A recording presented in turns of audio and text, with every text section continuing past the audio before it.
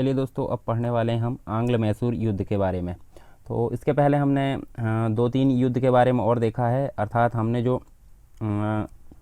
प्लासी का युद्ध है, बक्सर का युद्ध है, और ये सारी चीज़ों के बारे में हमने जो फ्रांसीसी के साथ उनका युद्ध हुआ था अंग्रेज़ों का कर्नाटक में, उनके बारे में भी जाना है। और अब हम जानेंगे क्या, आंग्ल मैसूर युद्ध के बारे में। ये वास्तव में जो हैदर अली है और टीपू सुल्तान, इनके मध्य हुआ था और फाइनली अंग्रेज़ों की यहाँ पे जीत होती है। तो ये जो टोटल मिलाकर देखेंगे हम, तो 4 युद्ध होते हैं, टोटल 4 युद्ध के बारे में यहाँ पे हम देखेंगे। तो इन्हीं के बारे में हम जान लेते हैं। सबसे पहले बात करते हैं यहाँ पे कुछ बैकग्राउंड की, कि जो आंग्ल मैसूर युद्ध है उसका कारण क्या होता है और वो कैसे होता है। तो मैसूर की अगर बात करें हम, तो उसके पहले हम जान लेते हैं, जैसे आपने इसके पहले विजयनगर साम्राज्य के बारे में पढ़ा है जब हम मुग़ल काल पढ़े थे उसके समय। तो 1565 में क्या हुआ था, तालीकोटा का युद्ध हुआ था। और तालीकोटा का युद्ध होने के पश्चात क्या हुआ था, जो विजयनगर था, विजयनगर समाप्त हो गया था। जब विजयनगर समाप्त हुआ तो एक नए वंश की स्थापना हुई थी इसी के अंतर्गत, उसको हम बोलते हैं, उसका नाम आप याद रख सकते हैं, आरबीडू वंश। और जब आरबीडू वंश था तो उसी के समय एक शासक था इसका, मतलब जो आरबीडू वंश था उसका एक शासक था, शासक का नाम है वेंकट द्वितीय। और वेंकट द्वितीय जो था, उसी के समय की अगर बात करें, मतलब जब वेंकट द्वितीय का शासन चल रहा था आरबीडू वंश में, तो इसी के समकालीन मैसूर में, मैसूर अर्थात आज के डेट में हम कर्नाटक बोल सकते हैं, तो मैसूर में यहाँ पे एक नए वंश की स्थापना हुई थी जिसका नाम था वाडियार वंश। अब वाडियार वंश की स्थापना यहाँ पे हो गई। और इसमें अगर देखें हम, तो यहाँ पे 18वीं सदी में इसमें एक शासक था जिसका नाम था राजा चिक्का। पूरा नाम देखें तो इसका नाम कृष्णराज भी था, राजा चिक्का कृष्णराज। अब हालांकि कृष्णराज मतलब जो राजा चिक्का था, ये नाम मात्र का शासक था। ओरिजिनल जो शक्ति थी इसके एक सेनापति था और एक वित्त मंत्री था, मतलब एक था सेनापति और एक था वित्त मंत्री। इनके हाथ में पूरी पावर हुआ करती थी। मतलब जो राजा था ये कठपुतली राजा था एक तरीके से हम बोले तो। और सेनापति का नाम आप थोड़ा सा ध्यान में रखेंगे, तो सेनापति का नाम था नंदराज और वित्त मंत्री का नाम था यहाँ पे देवराज। तो ये दोनों चीज़ आप ध्यान में रख सकते हैं। यहाँ पे देखिए, फिर से देख लेते हैं। वाडियार वंश की स्थापना हुई, उसमें कौन राज कर रहा था 18वीं सदी में, ये कर रहा था राजा चिक्का कृष्णराज। और ओरिजिनल शक्ति किसके हाथ में थी, नंदराज और देवराज के हाथ में। ये दोनों व्यक्तियों के हाथ में वास्तविक शक्ति मतलब एक प्रकार से इन्हीं के हाथ में थी। और यहाँ पे हम देखें तो जो नंदराज था एक प्रकार से मैसूर का पावरफुल, यानी कि शासन तो किसका था, चिक्का कृष्णराज का, परंतु सर्वे सर्वा यानी कि सबसे पावरफुल जो था शासन में वो था नंदराज। और नंदराज के समय ही सेना में एक योग्य व्यक्ति शामिल होता है। मतलब जब इनका शासन चल रहा होता है तो यहाँ पे हम देख सकते हैं इनकी सेना में एक योग्य व्यक्ति शामिल होता है जिसका नाम रहता है हैदर अली। तो अब फाइनली हम हैदर अली तक पहुंच गए कि वो हैदर अली कहाँ से आया। ठीक है, तो ये योग्य व्यक्ति होता है जिसको नंदराज की सेना में यहाँ पे भर्ती किया जाता है। तो अब हैदर अली की अगर बात होती है तो अब हैदर अली के बारे में हम थोड़ी सी चीज़ें जान लेते हैं। तो ये आपको समझ में आया होगा कि मैसूर के अंतर्गत जो हैदर अली है उसकी जो है एक प्रकार से उसका उद्भव कैसे होता है। अब हैदर अली की अगर बात करें हम, देखिए हैदर अली 2 युद्ध लड़ता है, यानी कि जो मैसूर युद्ध होते हैं प्रथम और द्वितीय में उसकी मृत्यु हो जाती है। उसके पश्चात उसका बेटा आता है टीपू सुल्तान, वो भी एक बहुत ही मतलब शक्तिशाली पावरफुल व्यक्ति होता है, तो वो भी लड़ता है एक तरीके से। परंतु जब चौथा युद्ध होता है, चौथे युद्ध में भी लड़ते समय उसकी जो है मृत्यु हो जाती है। अब यहाँ हैदर अली की अगर बात करें तो हैदर अली का समय काल हम जान लेते हैं। इसका जो समय काल था 1761 से 82, मतलब टोटल जो इसका एक प्रकार से हम देखें योगदान इसका यहाँ पे 1761 से 1782 तक का था। और 18वीं सदी हमने जैसे बात की है, 18वीं सदी जो समाप्त हो रही थी उसमें भारत में साहसी वीर सैनिकों के उत्थान के पर्याप्त अवसर हमको देखने को मिलते हैं और हैदर अली भी इन्हीं में से एक था। मतलब यहाँ पे हम देखिए पर्याप्त उत्थान के अवसर थे। और हैदर अली के जन्म की अगर बात करें तो हैदर अली का जन्म कब हुआ था, 1727 में हुआ था। हैदर अली का जन्म आप ध्यान रख सकते हैं 1727 में। और ये अपने जीवन में एक प्रकार से देखे थे इसकी शुरुआत जो हुई थी जैसे सेना में महान सेनापति था, एक प्रकार से हम देखें तो घुड़सवार के रूप में इसकी शुरुआत हुई थी अपनी ज़िंदगी में। और इसके अलावा देखें तो मैसूर का वास्तविक शासक वो बन जाता बाद में, और जो नंदराज की सेना रहती है वहाँ पे उसमें एक प्रकार से भर्ती होता है, और उसके बाद वो आगे जाकर धीरे धीरे शासक के रूप में परिवर्तित हो जाता है। शक्ति के इस जो हस्तांतरण की क्रिया कहाँ से शुरू होती है, तो जो वाडियार वंश है हमने अभी देखे, जैसे ये देखिए वाडियार वंश में राजा चिक्का कृष्णराज के शासनकाल में यहाँ नंदराज और देवराज पावरफुल व्यक्ति, उन्हीं के शासनकाल में ये जो है हैदर अली यहाँ पे शामिल होता है। और धीरे धीरे जो दोनों भाई है यानी कि देवराज और नंदराज, इन दोनों की जो समझ शक्ति है एक प्रकार से वो अपने हाथ में मतलब कन्वर्ट कर लेते। एक प्रकार से देखें तो इसी के समय जब नंदराज और देवराज का शासनकाल रहता तो उसी के समय बहुत सारी चीज़ें हमको यहाँ देखने को मिलती हैं। तो एक मुख्य रूप से हम देख सकते हैं, यहाँ देखिए चतुष्कोणीय संघर्ष आपको देखने को मिलेगा यहाँ पे किसके समय, नंदराज और देवराज के समय। अब चतुष्कोणीय संघर्ष का मतलब क्या होता है, देखिए दक्षिण जो मैसूर था दक्षिण में था, है ना, और उसी के समय यहाँ था निजाम प्लस मराठा प्लस अंग्रेज और प्लस फ्रांसीसी, होगा टोटल 4, 1 2 3 4। ये चारों के मध्य यहाँ पे युद्ध हमको संघर्ष देखने को मिलता है, इसी को बोला जाता है चतुष्कोणीय संघर्ष। तो ये कहाँ हो रहा था, मतलब मैसूर में ही हो रहा था। तो यहाँ पे मतलब एक प्रकार से मैसूर में जब हो रहा है तो मैसूर को एक प्रकार से लाकर खड़ा कर दिया जाएगा यहाँ पे इनके सामने।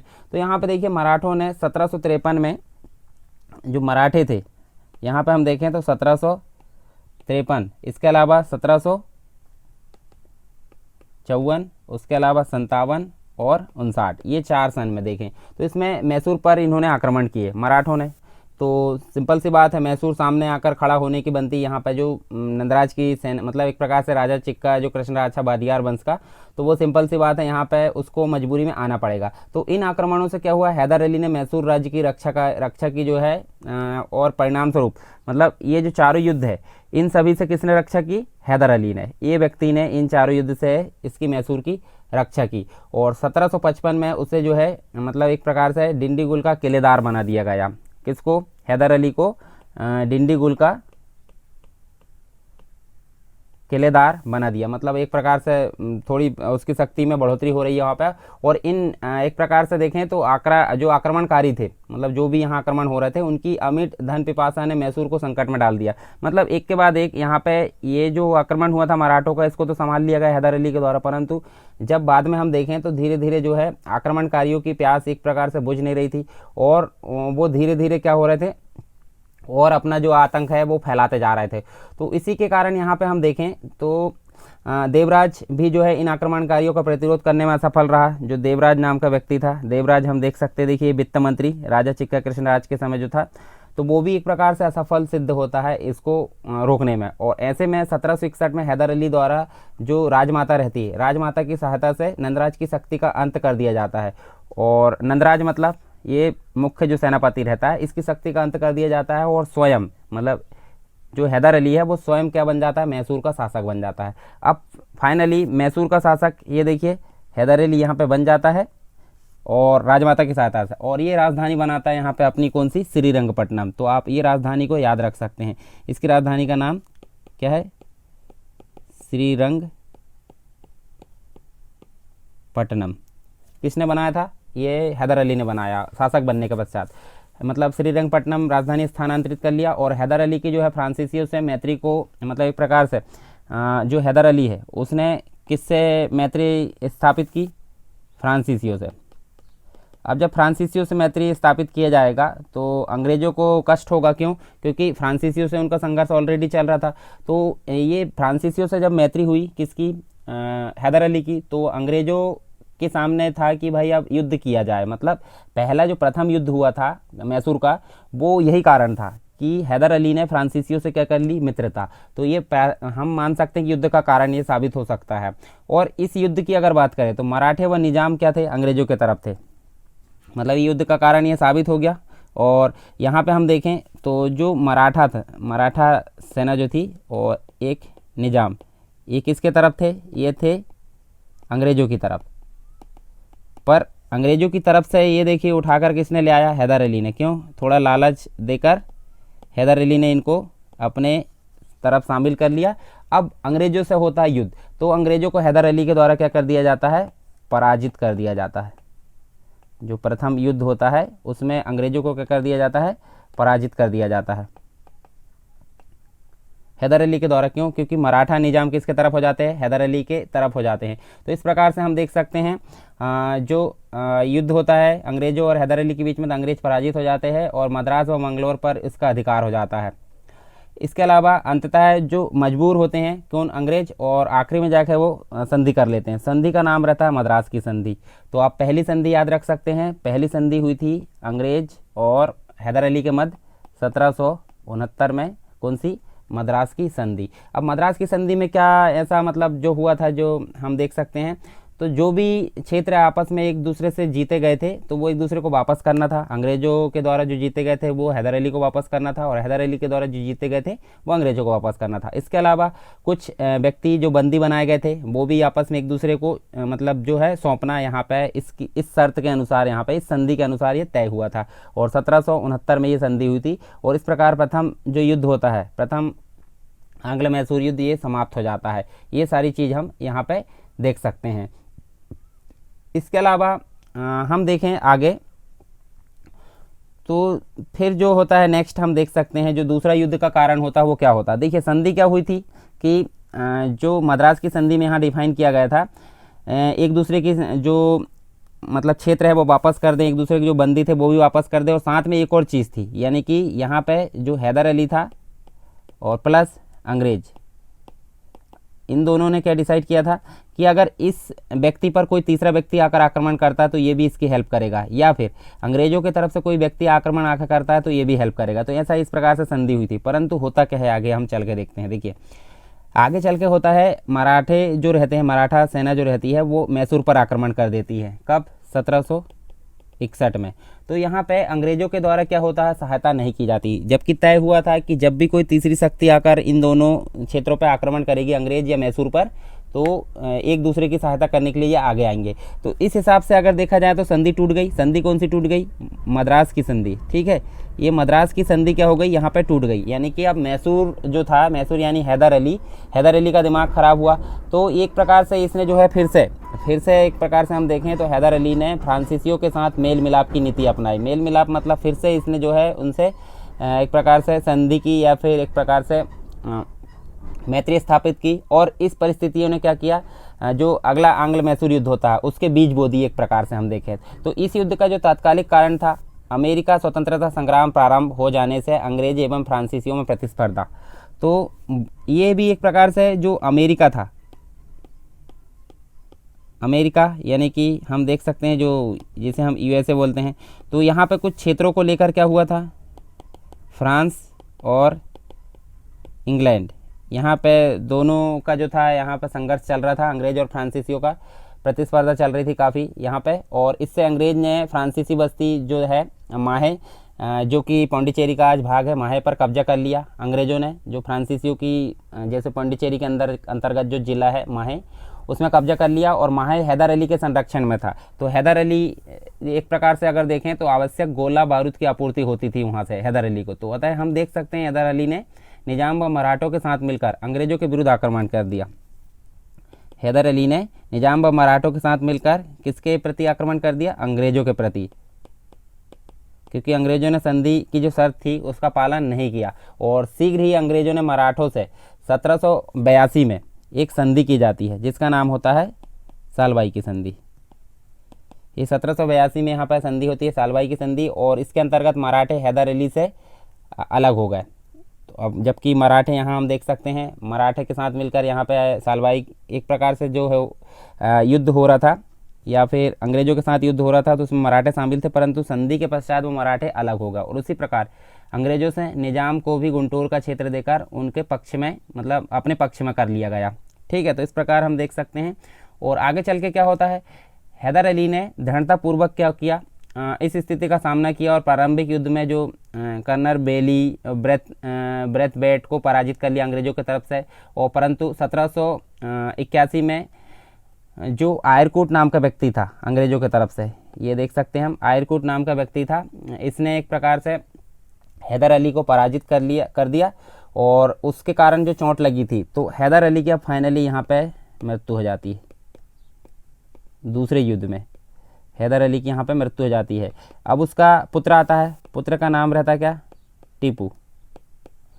टीपू सुल्तान आगे की जो युद्ध की जो कार्यवाही है उसको संभालता है, मतलब टीपू के द्वारा ये युद्ध को संभाल लिया जाता है। और जो अंग्रेज़ों की तरफ से एक व्यक्ति रहता है ब्रिगेडियर मैथ्यूज़, उसको यहाँ पे गिरफ्तार कर लिया जाता है। ब्रिगेडियर मैथ्यूज़ को 1783 में किसके द्वारा, टीपू के द्वारा यहाँ पे गिरफ्तार कर लिया जाता है। और बंदी बनाने के पश्चात क्या होता है, एक संधि होती है। संधि का नाम हम देखें, पेरिस की संधि। पेरिस की संधि कब होती है, ये भी होती है 1783 में। अब संधि के संबंध में हम देखें तो अमेरिका का स्वतंत्रता संग्राम समाप्त हो जाता है यहाँ पे, ठीक है। यहाँ संधि जो पेरिस की होती है, फ्रांस में होती है, क्योंकि ऊपर जो यूरोप में युद्ध चल रहा होता है और फ्रांस में ही संधि हो जाती है पेरिस की, तो अमेरिका स्वतंत्रता संग्राम यहाँ समाप्त हो जाता है। इससे क्या होता है, जब पेरिस की संधि होगी यानी फ्रांस की, तो फ्रांस की संधि होगी तो इस जो संघर्ष है यहाँ से फ्रांसीसी सेना क्या हो जाएगी, हट जाएगी। अब जब फ्रांसीसी सेना हट जाएगी तो टीपू तो हो गया अकेला। अब टीपू हो गया अकेला तो टीपू को एक और संधि करनी पड़ती है। ये हुई थी यूरोप में, ये कहाँ हुई थी, ये वाली संधि यूरोप में हुई थी। और हमारे यहाँ भारत में कौन सी होगी, मैंगलोर की संधि। तो मैंगलोर की संधि होती है 1 साल पश्चात, यानी कि जब फ्रांसीसी सेना हट जाती है तो टीपू के द्वारा यहाँ पे, टीपू और अंग्रेज़ों के माध्यम से यहाँ पे दोनों के द्वारा संधि की जाती है, मैंगलोर की संधि। और इस संधि के द्वारा फिर से एक शर्त रखी जाती है कि दोनों पक्षों ने जो है एक दूसरे के जो क्षेत्र विजित किए हैं, या जो दोनों के क्षेत्र पर अधिकार किए वो एक दूसरे को क्या कर दे, वापस। और जो कैदी थे, कैदी भी आपस में क्या कर दे, एक दूसरे को वापस कर दे। तो इस प्रकार से हम देखें तो जो मैंगलोर की संधि है, लॉर्ड मैकार्टनी अंग्रेज़ों की तरफ से और भारत की तरफ से टीपू, इन दोनों के मध्य यहाँ पे ये संधि हुई थी।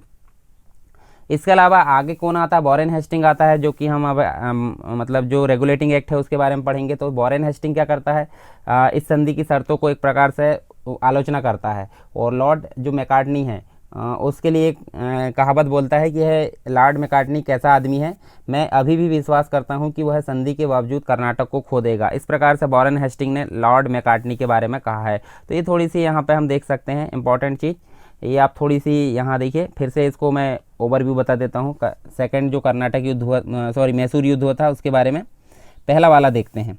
तो पहला वाला हम देखिए चतुष्कोणीय संघर्ष था। तो इसको संभालने में जो था नंदराज और जो देवराज था वो दोनों असफल रहे। हैदर अली ने इसको संभाल लिया और आगे जाकर क्या कर लिया, मैसूर का शासक बन गया। और राजधानी क्या बनाया, श्रीरंगपट्टनम।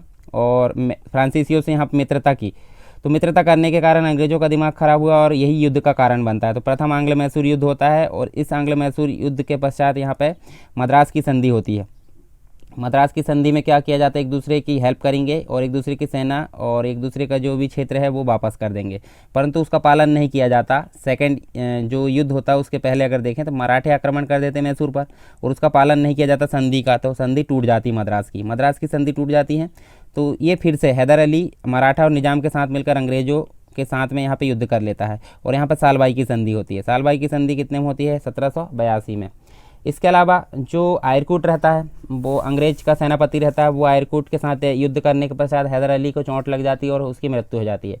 बाद में उसका पुत्र आता है युद्ध संभालने के लिए, तो वो अंग्रेज सेनापति जो ब्रिगेडियर मैथ्यूज़ रहता है उसको गिरफ्तार कर लेता है और उसी समय क्या हो जाती है, पेरिस की संधि हो जाती है। देखिए जीत तो गया था टीपू, परंतु यूरोप में पेरिस की संधि हो जाती है और फ्रांसीसी सेना यहाँ से अलग हो जाती है युद्ध से, और युद्ध से अलग हो जाने के कारण जो है टीपू कमज़ोर पड़ जाता है और फाइनली उसको मैंगलोर की संधि करनी पड़ती है। और मैंगलोर की संधि में फिर से वही शर्त यहाँ पर निश्चित कर दी जाती है कि एक दूसरे की सेना और विजित क्षेत्र को वापस कर दिया जाए। और वॉरेन हेस्टिंग के द्वारा जो मैंगलोर की संधि करने वाला व्यक्ति रहता है लॉर्ड मैकार्टनी, उसकी काफ़ी आलोचना यहाँ पर की जाती है। अब फाइनली हम देखते हैं, अब टीपू के बारे में देख लेते हैं थोड़ी सी जानकारी कि ये देखिए हैदर अली का पुत्र था। हैदर अली की मृत्यु हो जाने के पश्चात ही मैसूर का शासक बनता है, तो इसी के बारे में थोड़ी जानकारी देखते हैं। हैदर अली की मृत्यु के पश्चात ये बनता है कौन, मैसूर का शासक। और मैसूर का शासक बन जाने के पश्चात हम देखें तो ये एक प्रकार से विदेश में यानी कि ईरान, इसके अलावा देखें तो अफ़गानिस्तान, कुस्तुनतुनिया और जो मॉरिशस रहता है, फ्रांस रहता है, आदि सभी देशों में वो क्या करता है, विदेशी दूतावास, यानी कि आज की डेट में हम देखते हैं एम्बेसडर हम भेजते हैं अलग देशों में, तो ये दूतावास होते हैं एक प्रकार से विदेशों में। अपने देश के कार्यक्रम को संभालने के लिए दूसरे देशों में जो व्यक्ति होता है उसके कार्यालय को बोलते हैं दूतावास। ठीक है, तो आधुनिक जो दूतावास पद्धति है उसी के स्तर पर यहाँ पे टीपू ने भी दूतावास पद्धति को अपनाया था, मतलब शुरू कर दिया था एक प्रकार से। और टीपू ने फ्रांस का जो शासक था, नेपोलियन बोलते हैं जिसे हम, उसके साथ भी विदेशी संबंध स्थापित किए थे।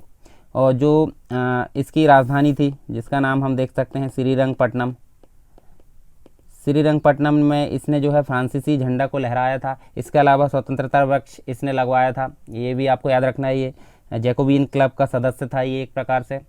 और जो टीपू था, मतलब एक प्रकार से नागरिक टीपू कहलाना पसंद करता था। और टीपू ने अपने राज्य में आधुनिक कैलेंडर की भी शुरुआत की, तो ये खास इंपॉर्टेंट चीज़ है इसके लिए। सिक्का ढलाई के लिए नई तकनीक का यहाँ पे प्रयोग किया। इसके अलावा नापतोल के लिए भी आधुनिक तकनीकों का यहाँ प्रयोग किया। और टीपू सुल्तान और फ्रांसीसी गठबंधन ने तृतीय आंग्ल मैसूर युद्ध की पृष्ठभूमि तैयार की थी। तो इस प्रकार हम देखें तो अगला जो युद्ध होता है वो टीपू और अंग्रेजों के मध्य होगा, मतलब टीपू और अंग्रेजों के मध्य जो युद्ध होगा उसको बोलते हैं तृतीय आंग्ल मैसूर युद्ध। तो इसी के लिए हम देख लेते हैं। तो कारण क्या था, कारण हम देखें तो इस युद्ध का तात्कालिक कारण था कि जो 1789 में त्रावणकोर के राजा ने डचों से क्रेगानूर व जैकोटा के दुर्ग खरीद लिए थे, जबकि दुर्ग जो था टीपू सुल्तान खरीदना चाहता था। अब टीपू सुल्तान खरीदना चाहता था, क्या हुआ, टीपू ने त्रावणकोर पर आक्रमण कर दिया। मतलब जो त्रावणकोर था जहाँ से जो टीपू खरीदना चाहता था वो किसको यहाँ पे कर लिया, डचों से यहाँ पे मतलब एक प्रकार से समझौता कर लिया। तो टीपू ने यहाँ पे क्या कर लिया, यहाँ पे आक्रमण कर दिया। अब आक्रमण करने के पश्चात क्या हुआ, जो त्रावणकोर है एक प्रकार से अंग्रेजों का मित्र था। ये किसका मित्र था, अंग्रेजों का। तो अंग्रेज सिंपल सी बात उसको बचाने जाएंगे। ठीक है, तो अंग्रेज जो थे गवर्नर लॉर्ड कॉर्नवालिस ने भी टीपू के विरुद्ध यहाँ पे युद्ध की घोषणा कर दी। तो यहाँ पे इसको बचाने के लिए गए तो यहाँ पे ये युद्ध की घोषणा एक प्रकार से हो जाती। कौन करता है युद्ध की घोषणा, ये हम देख सकते हैं, जो कॉर्नवालिस रहता है अंग्रेजों की तरफ से जो आता है, कॉर्नवालिस के द्वारा अंग्रेजों की तरफ से क्या कर लिया जाता है, टीपू के खिलाफ यहाँ पे युद्ध की घोषणा कर दी जाती है। और कॉर्नवालिस, मराठा और निजाम की सेना ने श्रीरंगपट्टनम को घेर लिया एक प्रकार से। अब मराठा निजाम किसके तरफ हो गए, कॉर्नवालिस के तरफ, क्योंकि जो अंग्रेज होते थे वो एक प्रकार से कूटनीतिज्ञता के आधार पर किसी को भी लालच या और दूसरे प्रकार से अपने तरफ यहाँ पे मिला लिया जाता था। बाद में फाइनली क्या होता है, टीपू और अंग्रेजों के मध्य एक संधि होती है जिसका नाम है, मतलब विवश होकर ये संधि होती है जिसका नाम है श्रीरंगपट्टनम की संधि। तो देखिए पहली संधि इनके मध्य हुई थी कौन सी, आपको याद रखना, मद्रास की, दूसरी हुई थी मैंगलोर की, और तीसरी हो गई श्रीरंगपट्टनम की। ठीक है, बस 3 संधि बस होगी, चौथे में तो युद्ध में हरा दिया जाता है टीपू को और उसकी मृत्यु भी हो जाती है। तो ये 1792 में ये काम होता है, कौन सा, श्रीरंगपट्टनम की संधि। इसके अनुसार अगर देखें हम तो जो 12 महल डिंडीगुल व मालाबार है अंग्रेजों को, तुंगभद्रा नदी का उत्तरी भाग मराठों को, और पेन्नार व कृष्णा नदी के बीच का भाग जो था निजामों को मिला। तो अलग अलग क्षेत्र यहाँ पे हम देख सकते हैं संधि के अनुसार यहाँ डिवाइड कर दिए गए। तो हमको ज़्यादा यहाँ पे लोड नहीं लेना उसके लिए। टीपू के 2 पुत्र थे, यहाँ पे कुछ शर्त भी हुई। तो क्षतिपूर्ति के हिसाब से अगर देखें तो जो टीपू था, टीपू के 2 पुत्र अंग्रेजों ने रख लिए। क्यों रख लिए, क्योंकि टीपू के द्वारा जो हर्जाना देना था उसकी आधी राशि दी गई थी। तो जब वो पूरी राशि दे देगा तो उसके 2 पुत्र को वापस कर लिया जाएगा। तो इस प्रकार से अंग्रेजों ने 2 पुत्रों को क्या कर लिया, क्षतिपूर्ति के लिए, क्षतिपूर्ति के रूप में बंधक के तौर पर अपने पास रख लिया। तो कॉर्नवालिस ने इस संधि पर टिप्पणी की थी कि हमने अपने मित्रों को क्या कर लिया, अधिक शक्तिशाली बनाए बिना अपने शत्रु को पंगु कर दिया। मतलब कहना क्या था कि भाई उनको ज़्यादा शक्ति की ज़रूरत नहीं पड़ी सामने वाले को कमज़ोर करने में, इस प्रकार से उसका कहना था कॉर्नवालिस का। कॉर्नवालिस के बाद कौन आया, जॉन सॉर आया। कॉर्नवालिस की टिप्पणी तो हमने देख लिए, और आगे आता है कौन, जॉन सॉर, गवर्नर जनरल के पद पर आता है ये कॉर्नवालिस के बाद। और इसने एक प्रकार से अहस्तक्षेप की नीति अपनाई। अहस्तक्षेप की नीति का जन्मदाता किसको बोला जाता है, जॉन सॉर को बोला जाता है। तो ये भी आप याद रखिए। आगे चलकर अगर देखें हम तो जॉन लॉरेंस ने भी अफगानिस्तान के प्रति हस्तक्षेप की नीति अपनाई। तो वो हमारे लिए इंपॉर्टेंट नहीं है, हमारे लिए भारत के लिए जो भी चीज़ है वो इंपॉर्टेंट है। तो ये हमने तीसरा देखे हैं। तीसरे में कारण एक प्रकार से हम देख सकते हैं त्रावणकोर अलग व्यक्ति से संधि कर लेता है या समझौता कर लेता है। तो टीपू यहाँ पे आक्रमण कर देता है और ये अंग्रेजों का मित्र रहता था। अंग्रेज इसके खिलाफ, टीपू के खिलाफ आक्रमण कर देते, किसके द्वारा, कॉर्नवालिस के द्वारा। फाइनली विवश होकर श्रीरंगपट्टनम की संधि होती है, जिसके अंतर्गत मराठा निजाम और अंग्रेजों को अलग अलग क्षेत्रों में डिवाइड कर लिए जाते हैं और क्षतिपूर्ति के लिए 2 पुत्रों को वो बंधक के तौर पर रख लेता है। कॉर्नवालिस जो है इसके कारण यहाँ पे बोलता है कि हम बिना पावरफुल हुए सामने वाले को कमज़ोर कर दिए, और जॉन सॉर के द्वारा हस्तक्षेप की नीति अपनाई गई थी। हस्तक्षेप की नीति मतलब उसका जन्मदाता बोला जाता है जॉन सॉर को। आगे देखते हैं चतुर्थ जो मैसूर युद्ध हुआ था। चतुर्थ में अगर देखें, चतुर्थ एक प्रकार से 1799 में ये सहायक संधि। सहायक संधि का मतलब क्या होता है कि जो राजा थे भारत में, वो अपनी सेना न रखकर किसकी सेना रखेंगे, अंग्रेजों की सेना रखेंगे, यानी कि उनकी सुरक्षा का दायित्व अंग्रेजों का होगा। तो इस प्रकार से, और उनका खर्चा कौन देगा, जो जिसकी सुरक्षा करेंगे, यानी कि भारतीय राजा के द्वारा उनकी जो है सारी व्यवस्था की जाएगी। तो इस प्रकार से सारी सेना जो थी किसकी थी, अंग्रेजों की थी। और राजा कौन होता था यहाँ का, यानी कि एक प्रकार से कठपुतली राजा हम बोल सकते हैं। तो इस प्रकार से कुछ व्यवस्था थी। तो जो लॉर्ड वेलेज़ली है, लॉर्ड वेलेज़ली ने टीपू के पास एक सहायक संधि का प्रस्ताव भेजा। कब, 1799 में। किसने भेजा, वेलेज़ली ने भेजा। तो आप याद रख सकते हैं, लॉर्ड वेलेज़ली ने टीपू के पास 1799 में सहायक संधि का प्रस्ताव भेजा, परंतु टीपू ने क्या कर दिया, इसको अस्वीकार कर दिया। अब जब सहायक संधि का प्रस्ताव अस्वीकार कर दिया तो दिमाग किसका खराब होगा, अंग्रेजों का। तो अंग्रेजों ने एक प्रकार से, मतलब वेलेज़ली ने टीपू पर एक प्रकार से दोष लगाया कि वह निज़ाम तथा मराठों के साथ मिलकर अंग्रेजों के विरुद्ध क्या कर रहा है, षड्यंत्र कर रहा है। जबकि मराठा और निज़ाम किसके तरफ थे, अंग्रेजों की तरफ थे, परंतु उनने अनावश्यक यहाँ पे क्या कर दिया, टीपू के खिलाफ यहाँ पे दोषारोपण कर दिया कि जो मराठा है और निज़ामों के साथ मिलकर क्या कर रहा है, ये टीपू अंग्रेजों के खिलाफ षड्यंत्र रच रहा है। तो 1799 में युद्ध की घोषणा कर दी जाती है। युद्ध की घोषणा कब कर दी जाती है, 1799 में। ठीक है, युद्ध की घोषणा हो गई, सहायक संधि प्रस्ताव कैंसिल हो गया और यहाँ युद्ध की घोषणा भी हो गई। तो यहाँ फाइनली हम देखें, श्रीरंगपट्टनम को घेर लिया जाता है। किसके साथ मिलकर, जो अन्य उनके साथी रहते हैं अंग्रेजों के। 1799 में श्रीरंगपट्टनम पर अधिकार कर लिया जाता है अंग्रेजों का, और अंग्रेजों के द्वारा आगे चलकर इसको जो है मतलब अपने क्षेत्र में शामिल कर लिया जाता है। फाइनली 1800 में टीपू की तो मृत्यु हो जाती है यहाँ पर। ठीक है, लड़ते हुए वो मारा जाता है और 1800 में क्या कर लिया जाता है उनको, जो श्रीरंगपट्टनम उसको शामिल कर लिया जाता है मद्रास प्रेसिडेंसी में, और यहाँ मद्रास प्रेसिडेंसी की स्थापना की जाती है अंग्रेजों के द्वारा। और मैसूर के बाद, अब मैसूर का शासन समाप्त हो गया, टीपू सुल्तान का शासन समाप्त हो गया। इसके पहले किसका शासन था, आपको याद होगा, हमने पढ़ा था वाडियार वंश। और वाडियार वंश में हम देख सकते हैं, वाडियार वंश के शासन के पश्चात हम देखें तो जो हैदर अली है वो शासक बना था।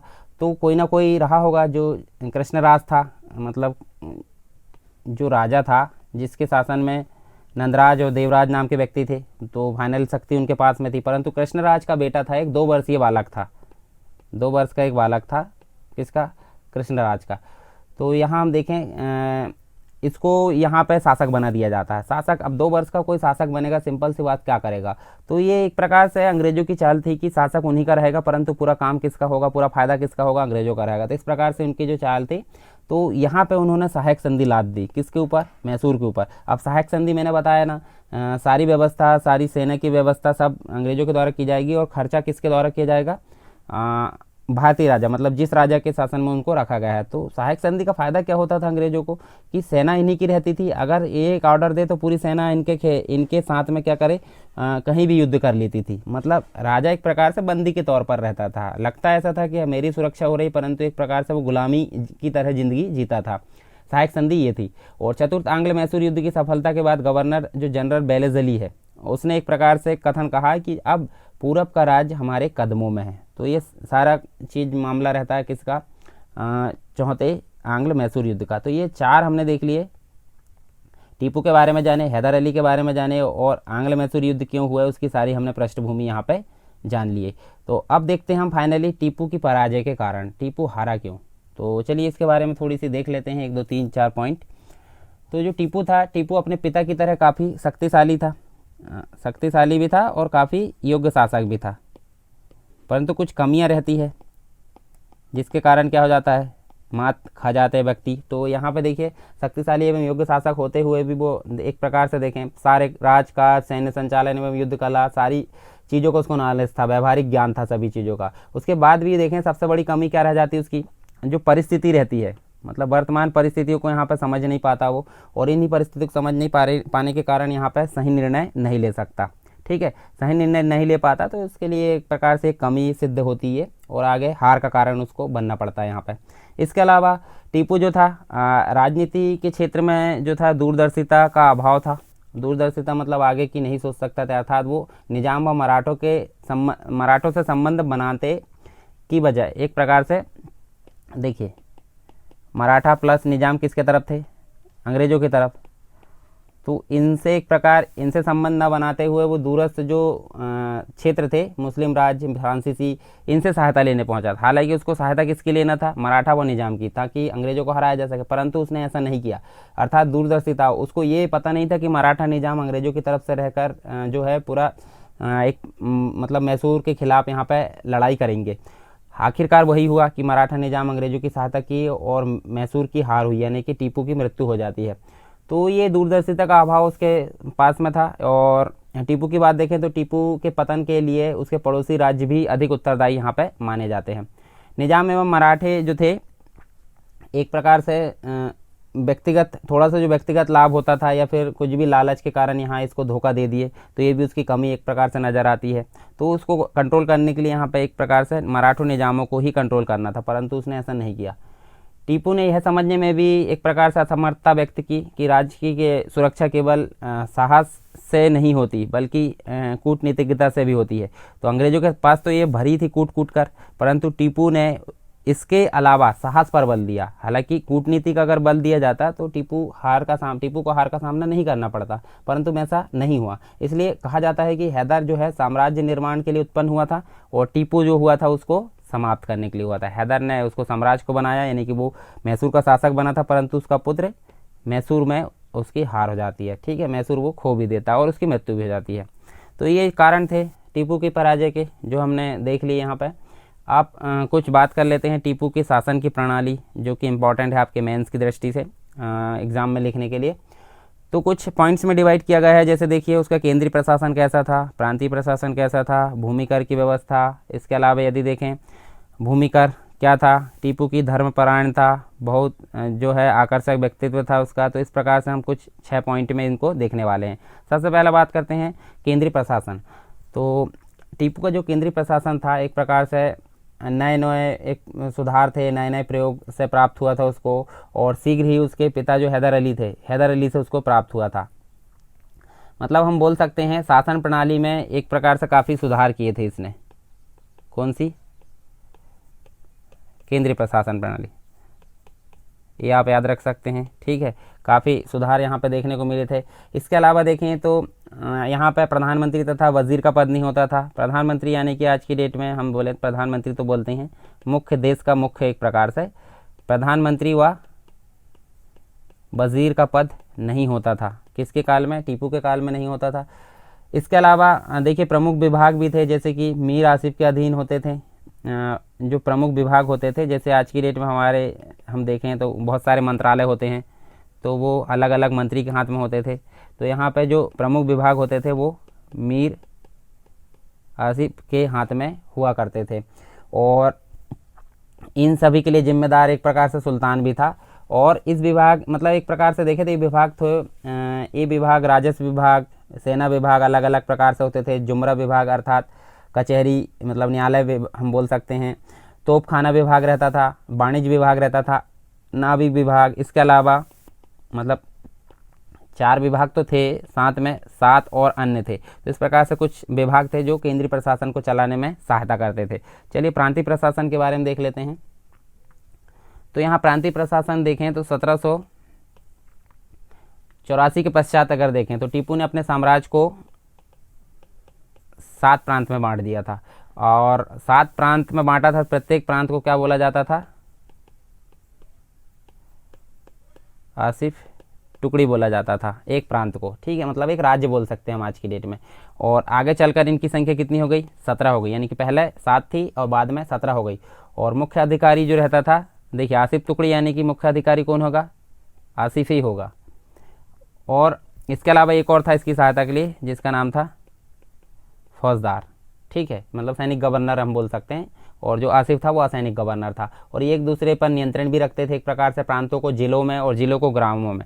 जो प्रांत होते थे वो प्रांत आगे चलकर किस में कन्वर्ट हो गए, जिले, और साथ में आगे चलकर वो ग्राम में, धीरे धीरे ऐसे टुकड़े बढ़ते गए। इस प्रकार से इसका जो है प्रशासन चलता था स्थानीय स्तर की अगर बात करें तो। फिर उसके बाद भूमि कर व्यवस्था की बात करें तो जो भूमि कर था एक प्रकार से देखें तो टीपू ने अपने पिता के काल से जो चली आ रही भूमि कर प्रणाली है उसको सेम टू सेम बनाए रखा। मतलब हैदर अली के समय से जो शासन प्रणाली भूमि कर की चली आ रही थी वो सेम टू सेम यहाँ आगे चलती रही, तो वो भी हम देख सकते हैं यहाँ। परंतु उसमें अधिक कार्य क्षमता लाने का भी प्रयत्न, मतलब उसको थोड़ा अच्छा करने का यहाँ काम किया गया। उसने जागीरदारी प्रथा त्याग कर कृषक तथा सरकार से जो है सीधा संपर्क स्थापित किया। जागीरदार क्या होते हैं, जागीरदार या जमींदार वो मध्यस्थ का काम करते, परंतु इसने ये काम हटा दिया और यहाँ सीधा संपर्क जो है साधने का यहाँ पे काम किया। भूमि कर की अगर बात करें तो यहाँ देखिए भूमि कर जो था इसके समय कितने कितने परसेंट मतलब यहाँ पे लिया जाता था। भूमि कर की अगर बात करें तो 1/3 से 1/2, मतलब हम बोल सकते हैं 33% से 50% तक यहाँ भूमि कर की राशि ली जाती थी टीपू के समय। इसके अलावा देखें तो ये जो भूमि कर था वो भूमि की उर्वरता तथा सिंचाई की सुविधाओं पर निर्भर था। तो यहाँ देखें हम तो उर्वरता यानी कि भाई कितनी कौन सी भूमि कितनी जो है उर्वरा क्षमता उसकी कितनी अच्छी है, यानी कि कितनी उपजाऊ है उसके अनुसार, और वहाँ सिंचाई व्यवस्था कितनी है उसके अनुसार ये कर लिया जाता था। ऐसा नहीं लिया जाता था कि फसल हो या ना हो आपको कर देना है, इस प्रकार से कोई व्यवस्था नहीं थी। इसी के अलावा देखें तो भूमि कर जो था आय 1 करोड़ रुपए से, मतलब यहाँ पर 1792 की अगर बात करें 1792 में 1 करोड़ से अधिक थी भूमि कर की आय, और श्रीरंगपट्टनम की संधि के पश्चात ये आधी रह गई, मतलब जब संधि हुई तो ये 50 लाख हो गई। तो इस प्रकार से हम देख सकते हैं। टीपू की धर्म परायणता की अगर बात करें हम तो ये देखिए साम्राज्यवादी लेखकों का जो है टीपू को एक सीधा साधा दैत्य तथा धर्मांध शासक बतलाया, जो साम्राज्यवादी लेखक है उन्होंने, और ये निश्चित तो सत्य नहीं है। और टीपू जो था धर्म परायणता को आवश्यकता से अधिक महत्व देता था। तो यहाँ पे हम देखें तो इसको काफ़ी महत्व यहाँ देता था धर्मपरायणता को। और यह सत्य भी है कि उसने हिंदू कुर्गों तथा नैरों का भी दमन किया, किंतु जिन मुसलमानों मोपलाओं ने उसकी आज्ञा को उल्लंघन किया उन्हें उसने क्षमा नहीं किया। तो इस प्रकार से हम देख सकते हैं ये टीपू के साथ में। इसके अलावा कुछ वर्ष पूर्व मिले जो श्रृंगेरी की पत्र है उससे पता चलता है कि जब 1791 में मराठा आक्रमण हुआ था तो श्रृंगेरी मंदिर का भाग टूट गया था। जो श्रृंगेरी मुख्य पुरोहित की प्रार्थना पर टीपू ने मंदिर की मरम्मत के लिए शारदा देवी की मूर्ति की स्थापना की थी, उसके लिए यहाँ पर धन दिया था। मतलब मंदिर जो है बना था, मंदिर के लिए यहाँ पे टीपू ने धन भी दिया था। तो हम बोल सकते हैं कट्टर तो नहीं था ये, सभी धर्म यानी कि धार्मिक सहिष्णुता की नीति इसके द्वारा अपनाई गई थी। इस प्रकार से हम देख सकते हैं टीपू के लिए। इसके अलावा देखें तो जो टीपू था निश्चित ही दक्षिण भारत के लिए इतिहास में हम देखें तो एक बहुत आकर्षक व्यक्ति के रूप में साबित होता है। मतलब एक प्रकार से जो टीपू है वीर और साहसी व्यक्ति, एक प्रकार से आत्म अभिमान इसने कभी नहीं छोड़ा, और बेलेज अली की सहायक संधि को भी एक प्रकार से अस्वीकार किया। तो काफ़ी आकर्षक यानी स्वाभिमानी व्यक्ति था। और एक प्रकार से हम देखें तो पाश्चात्य साम्राज्यवाद की गाड़ी में बैठकर निर्जीव जीवन व्यतीत करने के स्थान पर मृत्यु को आलिंगन करने का श्रेयस्कर समझा इसने। तो स्वाभिमानी व्यक्ति था काफ़ी, एक प्रकार से मतलब उसका व्यक्तित्व काफ़ी आकर्षक था।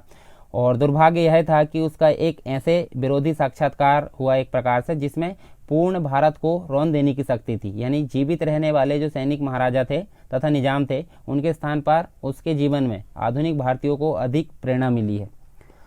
तो हम देख सकते हैं टीपू अगर कोशिश थोड़ी सी करता तो उसका साम्राज्य बच सकता था, परंतु उसने जो है मराठा और निजाम जो पड़ोसी राज्य थे उनको संभालने की वजह फ्रांसीसियों से मित्रता करने में काफ़ी समय यहाँ पे व्यतीत कर दिया। तो इस प्रकार से हम उसकी शासन प्रणाली को यहाँ पे देख सकते हैं। अब आगे हम देखते हैं इसके बाद में मराठा शक्ति। तो मराठा शक्ति का उद्भव कैसे होता है और कौन कौन से जो युद्ध है अंग्रेज़ों के माध्यम से, मतलब अंग्रेज़ों और मराठा के माध्यम से होते हैं, तो इन सभी के बारे में हम यहाँ देखते हैं। उसके बाद हम देखेंगे जो सिख है आंग्ल सिख युद्ध होते हैं वो भी हम यहाँ पे जानेंगे। चलिए मराठा के बारे में देखते हैं। तो मराठा शक्ति का उत्कर्ष होता है तो कब होता है? ये मध्यकालीन भारत में। अब मध्यकालीन भारत में जब मराठा शक्ति का उत्कर्ष होता है तो ये काफ़ी महत्वपूर्ण घटना होती है। मराठों के उत्थान के कई कारण भी हो सकते हैं, तो उन कारणों के बारे में हम आगे जानेंगे, जिसके अंतर्गत विद्वानों ने अलग अलग प्रकार से यहाँ पर व्याख्याएँ दी है। जैसे कि अलग अलग कारण कौन कौन से हो सकते हैं, भौगोलिक कारण हो सकते हैं, तो हम आगे देखने वाले, ये आपके सामने लिखे यहाँ पे देखिए। अलग अलग कारण हो सकते हैं, भौगोलिक कारण हो सकते हैं, दक्षिण में धार्मिक जागृति, इसके अलावा औरंगजेब की दक्षिण नीति, दक्षिण की राजनीतिक परिस्थिति, शिवाजी का चरित्र एवं व्यक्तित्व, ये सभी कारण यहाँ पे सिद्ध हो सकते हैं कि मराठा जो थे उनका उद्भव कैसे हुआ। तो इन सभी के बारे में हम एक एक करके यहाँ पे जान लेते हैं, ताकि आप जो है उसको 200 शब्दों में यहाँ पे आसानी से डिस्क्राइब कर सको। चलिए, पहला पॉइंट हम देखते हैं, भौगोलिक स्थिति। तो आप देख सकते हैं मराठा कहाँ से उद्भव हुआ था? मराठा का महाराष्ट्र वाले क्षेत्र से। तो महाराष्ट्र वाले क्षेत्र में हम देख सकते हैं जलवायु, यानी कि जो जलवायु थी वो काफ़ी इम्पोर्टेंट है मराठा शक्ति के उद्भव में। तो हम जान लेते हैं जलवायु कैसे थी। पहली चीज़ हो गई जलवायु। तो जो मराठा क्षेत्र था, भौगोलिक स्थिति और वहाँ की जलवायु मराठों को दृढ़, परिश्रमी और लड़ाकू, यहाँ पे दृढ़ साथ में परिश्रमी प्लस लड़ाकू, यहाँ एक प्रकार से दृढ़ परिश्रमी और लड़ाकू जाति यहाँ बनाया, और आने वाले समय में यही लक्ष्य उनकी पहचान बना। यानी कि जो गोविंद रनाडे थे, महादेव गोविंद रनाडे, उन्होंने अपनी प्रसिद्ध कृति, एक आप याद भी रख सकते हैं, rise of the Maratha power, मतलब मराठा पावर का उद्भव कैसे हुआ, ये किसकी पुस्तक थी? महादेव गोविंद रनाडे की। इसमें इन्होंने जो है भौगोलिक स्थिति को दर्शाया है, और इसी के अंतर्गत उन्होंने जो है एक प्रकार से महाराष्ट्र प्रदेश की सबसे बड़ी पहचान क्या है?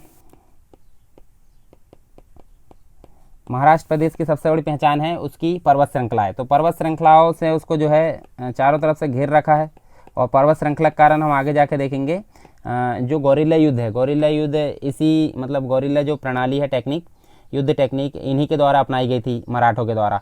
और यहाँ देखिए सब तरफ से मराठा जो महाराष्ट्र है उसको महान पर्वत श्रृंखलाओं ने घेर रखा है, और उत्तर से दक्षिण तक सह्याद्री पर्वतमाला आपको देखने को मिलेगी।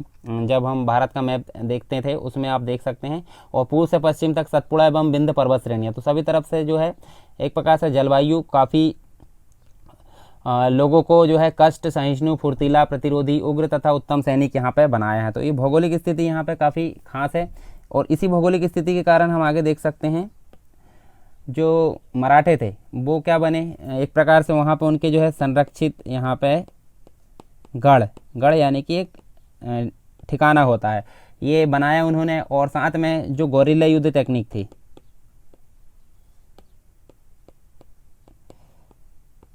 गौरिल्ला युद्ध तकनीक, ये भी इन्हीं के द्वारा विकसित की गई थी, जिसके कारण वो किसी भी शत्रु को आसानी से हराने में यहाँ पे सफल हो जाते थे। तो ये सारी चीज़ हमको भौगोलिक दृष्टि से देखें तो मराठा शक्ति इस प्रकार से इसका उद्भव होता है। साथ में हम देख सकते हैं दक्षिण में भारत, जो दक्षिण में है धार्मिक जागृति। तो इस समय अगर देखें हम तो यहाँ पे देख सकते हैं भक्ति आंदोलन के जो संत थे,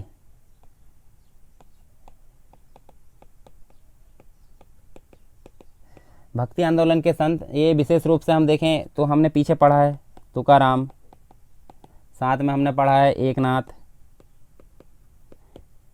इसके अलावा दादाजी कोंडदेव। ये सभी मराठों के उद्भव के लिए अत्यंत महत्वपूर्ण योगदान इनका है, क्योंकि इन्होंने जो है मराठा को जो है एकता के सूत्र में बांधा है।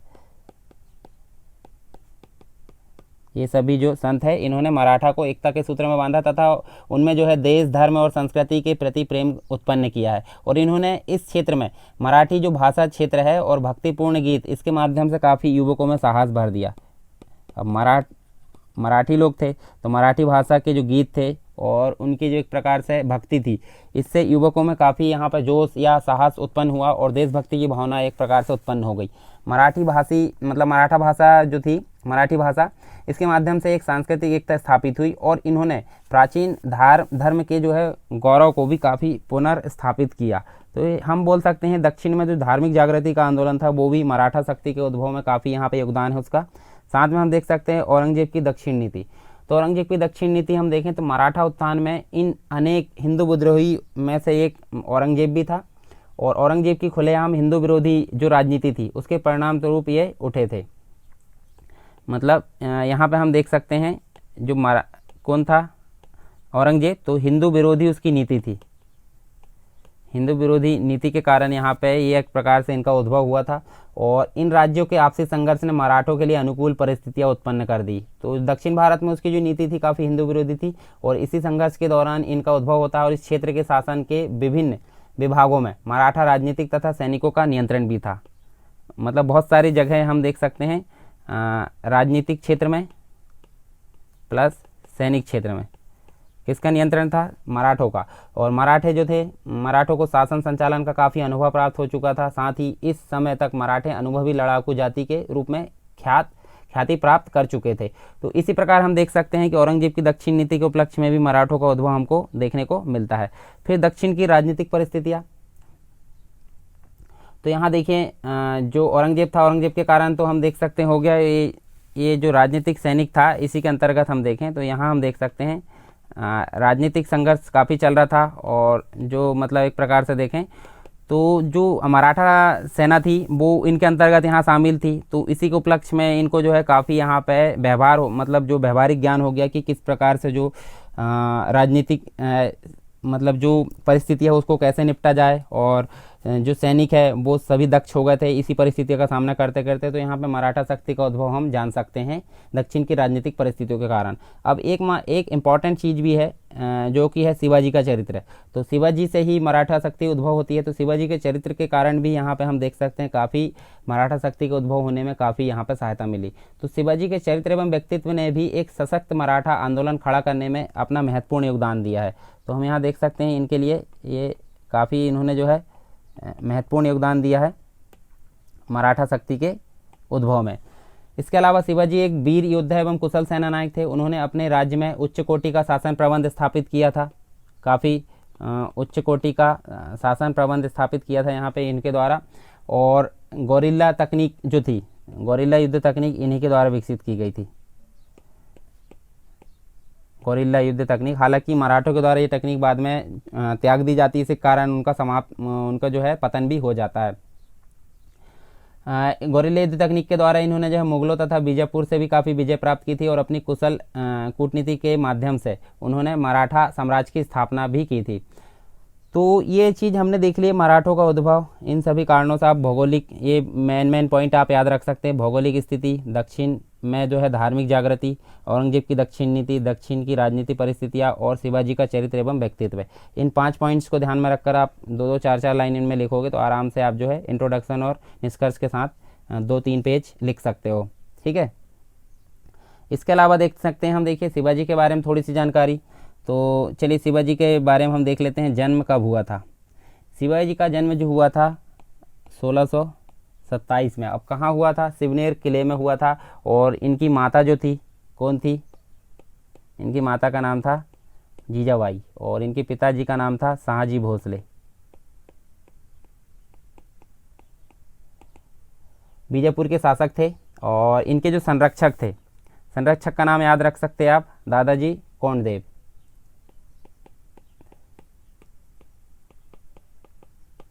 इसके अलावा इनके गुरु का नाम क्या था? गुरु का नाम था रामदास। तो ये हम देख सकते हैं। विवाह उनका हुआ था एक जो है 1640 में साईबाई निम्बालकर, ठीक है, इनसे हुआ था। और इसके अलावा यदि देखें हम तो शिवाजी की मृत्यु हो जाती है बाद में। कब? 1680 में। अत्यधिक ज्वर यानी बीमार पड़ने के कारण इनकी मृत्यु हो जाती है। उनके कुछ प्रारंभिक अभियान वो हम देख लेते हैं। तो सबसे प्रारंभिक अभियान इनका था बीजापुर।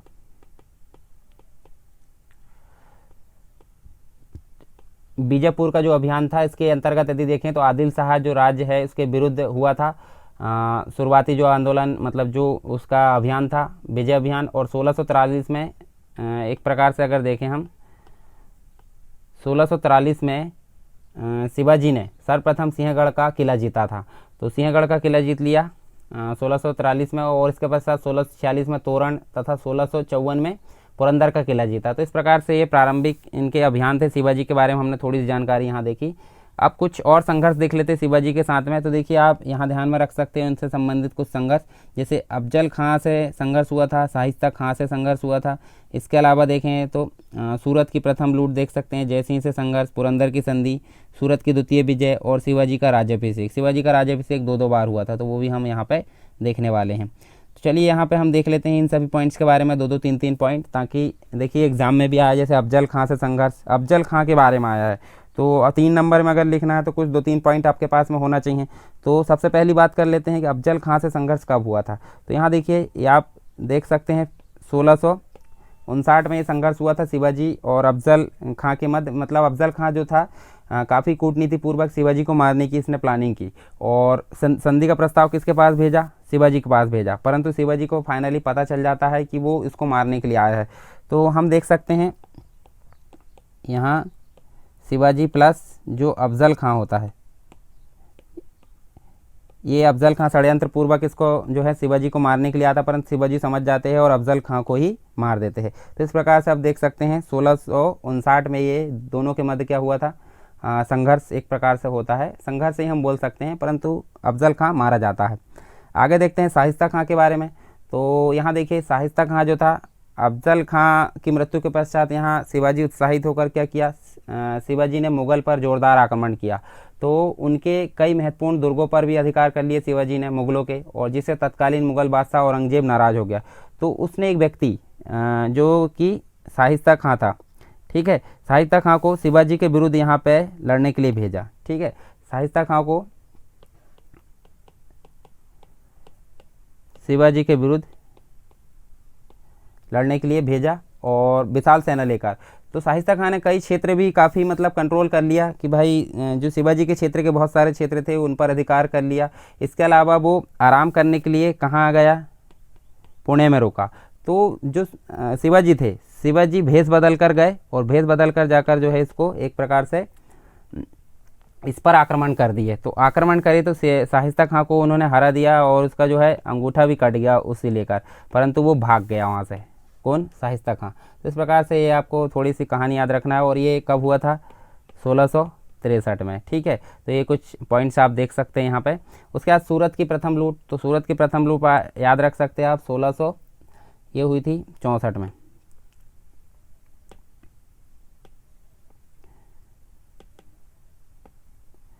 इसके अलावा सूरत की प्रथम लूट के बारे में देख लेते हैं। तो शाइस्ता खां को पराजित कर दिया अब किसने, शिवाजी ने। तो उससे उत्साहित होकर उसने जो है सूरत पर आक्रमण किया, और सूरत पर आक्रमण करने के पश्चात जो है मतलब उसी समय 1 करोड़ रुपए वहाँ से प्राप्त हुए। और इसके उपरांत मतलब औरंगजेब ने राजा जो जयसिंह थे उसको शिवाजी के विरुद्ध भेजा। तो अब शिवाजी का जो है संघर्ष किससे होगा, जयसिंह से होगा। तो यहाँ देख सकते हैं जयसिंह से जो संघर्ष होगा वो होगा 1665 में, 1 साल बाद। यहाँ देख सकते हैं हम जयसिंह ने वीरता व चालाकी से मराठों के कई किले जीत लिए और विवश होकर शिवाजी ने एक प्रकार से संधि की, पुरंदर की संधि। ये आप देख सकते हैं पुरंदर की संधि। और इस संधि के अनुसार शिवाजी ने 35 से 23 किले मुगलों को दे दिए जो जीते गए थे। वो फाइनली जो एक मतलब 35 में थे, 35 में से 23 किले किसको दे दिए, मुगलों को दे दिए, तथा मुगलों की ओर से युद्ध करने का वचन भी दिया, मतलब मुगलों का साथ देने का वचन किया। साथ ही शिवाजी ने अपने पुत्र जो है संभाजी को मुगल दरबार में भेजा और उन्हें 5000 का मनसब भी दिया। तो इस प्रकार यदि देखें तो जो 1666 है, आगे क्या होता है वो देख लेते हैं हम। 1666 में शिवाजी बीजापुर के विरुद्ध जो मुगल की सहायता ना मिलने पर, मतलब मुगलों की सहायता करने के लिए तो इनने वचन दे दिया था, परंतु मुगलों की सहायता नहीं मिली इसको कभी, मतलब कुछ कारणवश। तो अंग्रेज जो औरंगजेब है, औरंगजेब से मिलने कहाँ पहुँचा ये, आगरा। और आगरा में इसको यहाँ पे हम देख सकते हैं, आगे जाकर इसको आगरा में जब मिलने पहुंचता है तो इसको एक प्रकार से 5000 के मनसब की पंक्ति में खड़ा कर दिया। इसलिए शिवाजी नाराज हो जाता है और शिवाजी को यहाँ बंदी बना लिया जाता है। और आगरा स्थित जो जयपुर महल है, आगरा में जो जयपुर महल है, यहाँ पे इसको बंदी बनाकर रख लिया जाता है। और परंतु जो कूटनीति का सहारा लेकर जो है शिवाजी यहाँ से भाग निकलता है।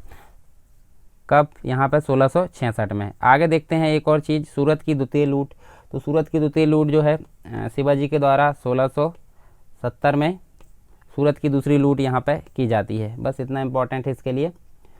शिवाजी का राज्याभिषेक देखते हैं। तो शिवाजी का राज्याभिषेक होता है 1674 में।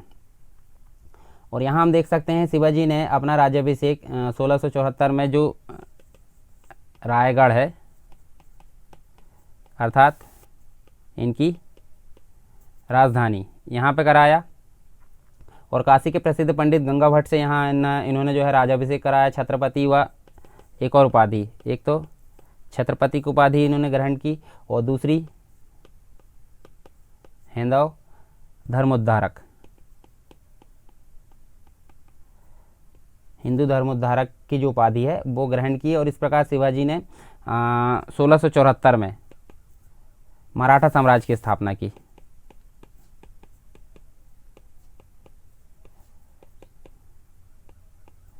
कब? 1674 में। तो ये आप याद रख सकते हैं।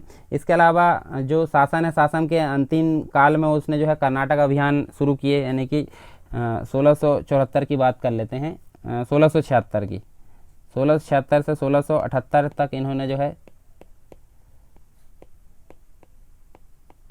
कर्नाटक अभियान यहाँ पे किया। और 1678 में शिवाजी ने जिंजी का किला जीत लिया।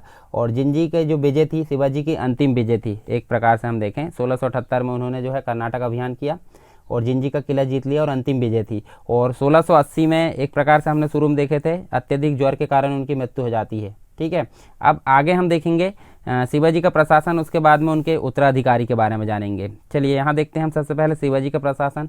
तो शिवाजी का प्रशासन कुछ इंपॉर्टेंट पॉइंट्स में बटा हुआ है, जैसे कि हम देख सकते हैं। देखिए यहाँ पे अष्टप्रधान परिषद थी, प्रांतीय प्रशासन, भू राजस्व व्यवस्था, अन्य जो है राजस्व वो हम देख सकते हैं, सैन्य प्रशासन और न्याय प्रशासन। तो इन सभी के बारे में हम एक एक करके देख लेते हैं। सबसे पहले अष्टप्रधान। तो अष्टप्रधान हमारे लिए बहुत इंपॉर्टेंट है, खास करके आज की डेट में मंत्रिपरिषद होती है उसी प्रकार अष्टप्रधान हुआ करते थे।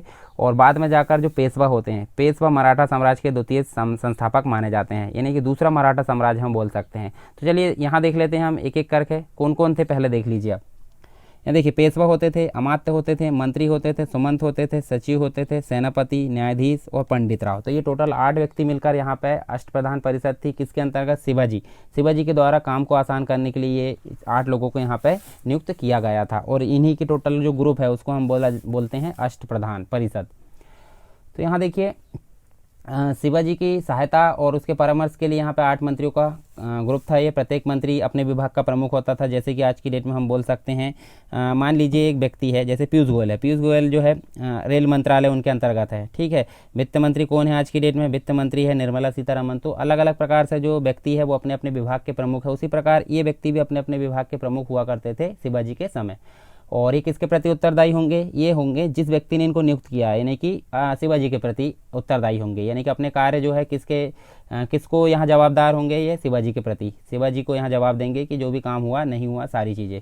और इन सभी के जो पद होते थे आनुवांशिक नहीं होते थे। आनुवांशिक मतलब इनका बेटा ही आगे जाकर पेशवा बनेगा, इसका कोई गारंटी नहीं था, है ना। वो अपनी योग्यता के बल पर बनेगा, ये डिफाइन किया जाता था शिवाजी के द्वारा। यानी कि शिवाजी परामर्श लेता था इनसे, परंतु परामर्श मानने के लिए बाध्य नहीं होता था। तो चलिए पेशवा जो होता था, पेशवा को हम मान सकते हैं आज की डेट में पीएम मतलब प्रधानमंत्री। तो उस समय इसको पेशवा बोला जाता था, यानी कि हम मुख्य प्रधान बोल सकते हैं एक प्रकार से इसको। किसको? पेशवा को मुख्य प्रधान बोला जाता था। और संपूर्ण जो राज्य है, संपूर्ण राज्य मतलब शिवाजी के अंतर्गत जो संपूर्ण मराठा राज्य था उसकी देखभाल करने का काम किसका होता था? पेशवा का होता था। और राजा की अनुपस्थिति में उसके सारे कार्य की देखभाल भी यही करता था। सरकारी दस्तावेज पर राजा के हस्ताक्षर, मुहर, ये सारी चीज़ों का काम कौन करता था? पेशवा अर्थात प्रधानमंत्री। अमात्य की अगर बात करें तो आज की डेट में हम बोल सकते हैं फाइनेंस मिनिस्टर, यानी कि वित्त मंत्री, या हम बोल सकते हैं अर्थ मंत्री, जो कि राज्य की आय और व्यय की देखभाल करता था तथा राजा को उससे अवगत कराता था। फिर देखते हैं एक होता था मंत्री को हम बोल सकते हैं बाकिया नवीस होता था। बाकिया नवीस मतलब होता था ये दरबारी लेखक के रूप में राजा के दैनिक कार्य जो होते थे, राजा के दैनिक कार्यों की देखभाल या लेखाबद्ध करता था दैनिक कार्यों को। और राजा की सुरक्षा की व्यवस्था करता था, मतलब उसकी जो राजा की सुरक्षा है उसकी व्यवस्था को मेंटेन करता था। और गुप्तचर एवं सूचना विभाग के कार्यों की देखभाल भी ये करता था। इसका कार्य था एक प्रकार से ये सभी चीज़ों को मेंटेन करना। और इसका कार्य आज के मतलब गृह मंत्री के तौर पर हम देख सकते हैं। आज का जो गृह मंत्री होता है उसके हिसाब से अगर देखें तो ये मंत्री जो होता था गृह मंत्री के तौर पर काम करता था। फिर देखते हैं सुमंत। सुमंत को हम बोल सकते हैं दबीर। अब दबीर जो होता था एक प्रकार से हम देखें आज की डेट में उसको क्या बोल सकते हैं हम, विदेश मंत्री। विदेशी जो भी कामकाज होंगे विदेशों से उन सभी को मेंटेन करेगा और दरबारी कूटनीतिक जो संबंध है उसको स्थापित करने में महत्वपूर्ण अपनी भूमिका निभाता था। फिर आगे बात करते हैं, पांचवा व्यक्ति सचिव होता था। तो सचिव जो होता था शुरुनबीस या चिटनीस हम बोल सकते हैं, शुरुनबीस या फिर चिटनीस। अब ये क्या करता था, ये पत्राचार विभाग को मेंटेन करता था, मतलब कम्युनिकेशन का माध्यम एक प्रकार से हम बोल सकते हैं। यह राज्य के सचिवालय का प्रभावी अधिकारी था, सरकारी दस्तावेजों को तैयार करना इसका मुख्य कार्य था। सेनापति, सेनापति की अगर बात करें तो इसको सरे नौबत बोलते हैं, सरे नौबत इसको बोला जाता था। और ये सेना की भर्ती, साथ में उसकी प्रशिक्षण, उसका संगठन, इन सभी कार्यों को मेंटेन करता था। सेना भर्ती और उनके संगठन, वेतन वगैरह ये सभी चीज़ों को मेंटेन करने काम कौन करता था, सेनापति करता था। इसके अलावा न्यायाधीश की अगर बात करें तो न्यायाधीश मतलब आज का न्यायाधीश तो न्यायाधीश होता है, तो राजा का मुख्य न्यायाधीश होता था। जो मामले होते हैं दीवानी प्लस फौजदारी, इन मामलों को मेंटेन करने का काम कौन करता था, ये मुख्य न्यायाधीश करता था। इसके अलावा पंडित राव की अगर बात करें, पंडित राव मतलब होता है सद्र, और सद्र ये क्या काम करता था, ये एक प्रकार से राजा का मुख्य सलाहकार था।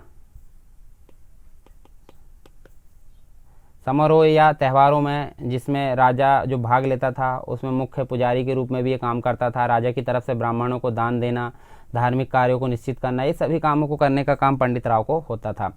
इसके अलावा यदि देखें हम तो जो मतलब शिवाजी के समय पर जो मतलब केंद्रीय प्रशासन था, यानी कि अष्टप्रधान परिषद थी, उसी के अंतर्गत सेनापति के अतिरिक्त प्राय सभी जो मंत्री थे वो ब्राह्मण होते थे।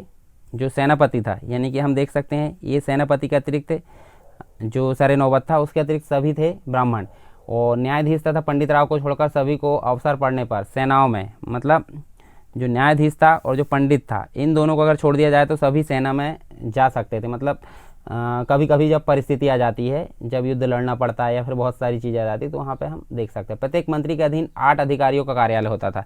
देखिए 8 टोटल अधिकारी हमको देखने को मिले, पेशवा, अमात्य, मंत्री, सुमंत, सचिव, सेनापति, न्यायाधीश और पंडित राव। इन सभी की अगर बात करें तो ये सेपरेट जो है अपनी सहायता के लिए 8 अधिकारियों को यहाँ पे नियुक्त कर सकते हैं। जैसे कि हम बोल सकते हैं सचिव या दीवान, मजूमदार अर्थात लेखा परीक्षक, फड़नवीस यानी कि उप परीक्षक, सेबनीस या दफ्तरदार हम बोल सकते हैं कार्यालय प्रभावी रखने वाला, कारखानीस यानी रसद अधिकारी, चिटनीस यानी पत्राचार लिपिक, जमादार यानी खजांची, और पोटनीस यानी कि रोकड़िया जो कैशियर होता है आज की डेट में। ये सभी अधिकारी एक एक व्यक्ति, यानी कि सचिव रखेगा 8 व्यक्तियों को, पेशवा रखेगा 8 व्यक्ति को, अमात्य रखेगा 8 व्यक्ति के, सभी विभाग के जो थे अपने अपने विभाग में 8 व्यक्तियों को रख सकते हैं।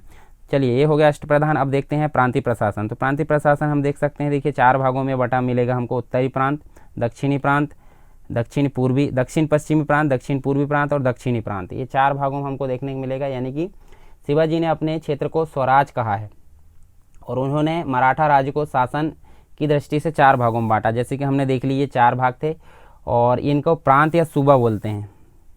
इनको क्या बोलते हैं, या तो हम प्रांत बोलते हैं या फिर सरसूबा। ये 4 भागों में बांटा है शिवाजी ने। और प्रांत के सर्वोच्च अधिकारी को क्या बोलते हैं, सर सूबेदार। प्रांत के सर्वोच्च अधिकारी को क्या बोला जाता है, सर सूबेदार। और इसकी नियुक्तियां किसके द्वारा की जाती है, स्वयं के द्वारा, यानी कि शिवाजी के द्वारा, स्वयं के द्वारा इनकी नियुक्ति की जाती है। अब ये 4 विभाग हम देख लेते हैं। जैसे उत्तरी प्रांत, तो उत्तरी प्रांत की अगर बात करें तो बम्बई के उत्तर में सूरत व सलेर दुर्ग से लेकर ये पूना तक था। तो हम ये सिंपल याद रख सकते हैं, बम्बई मतलब आज की डेट में मुंबई। मुंबई के उत्तर में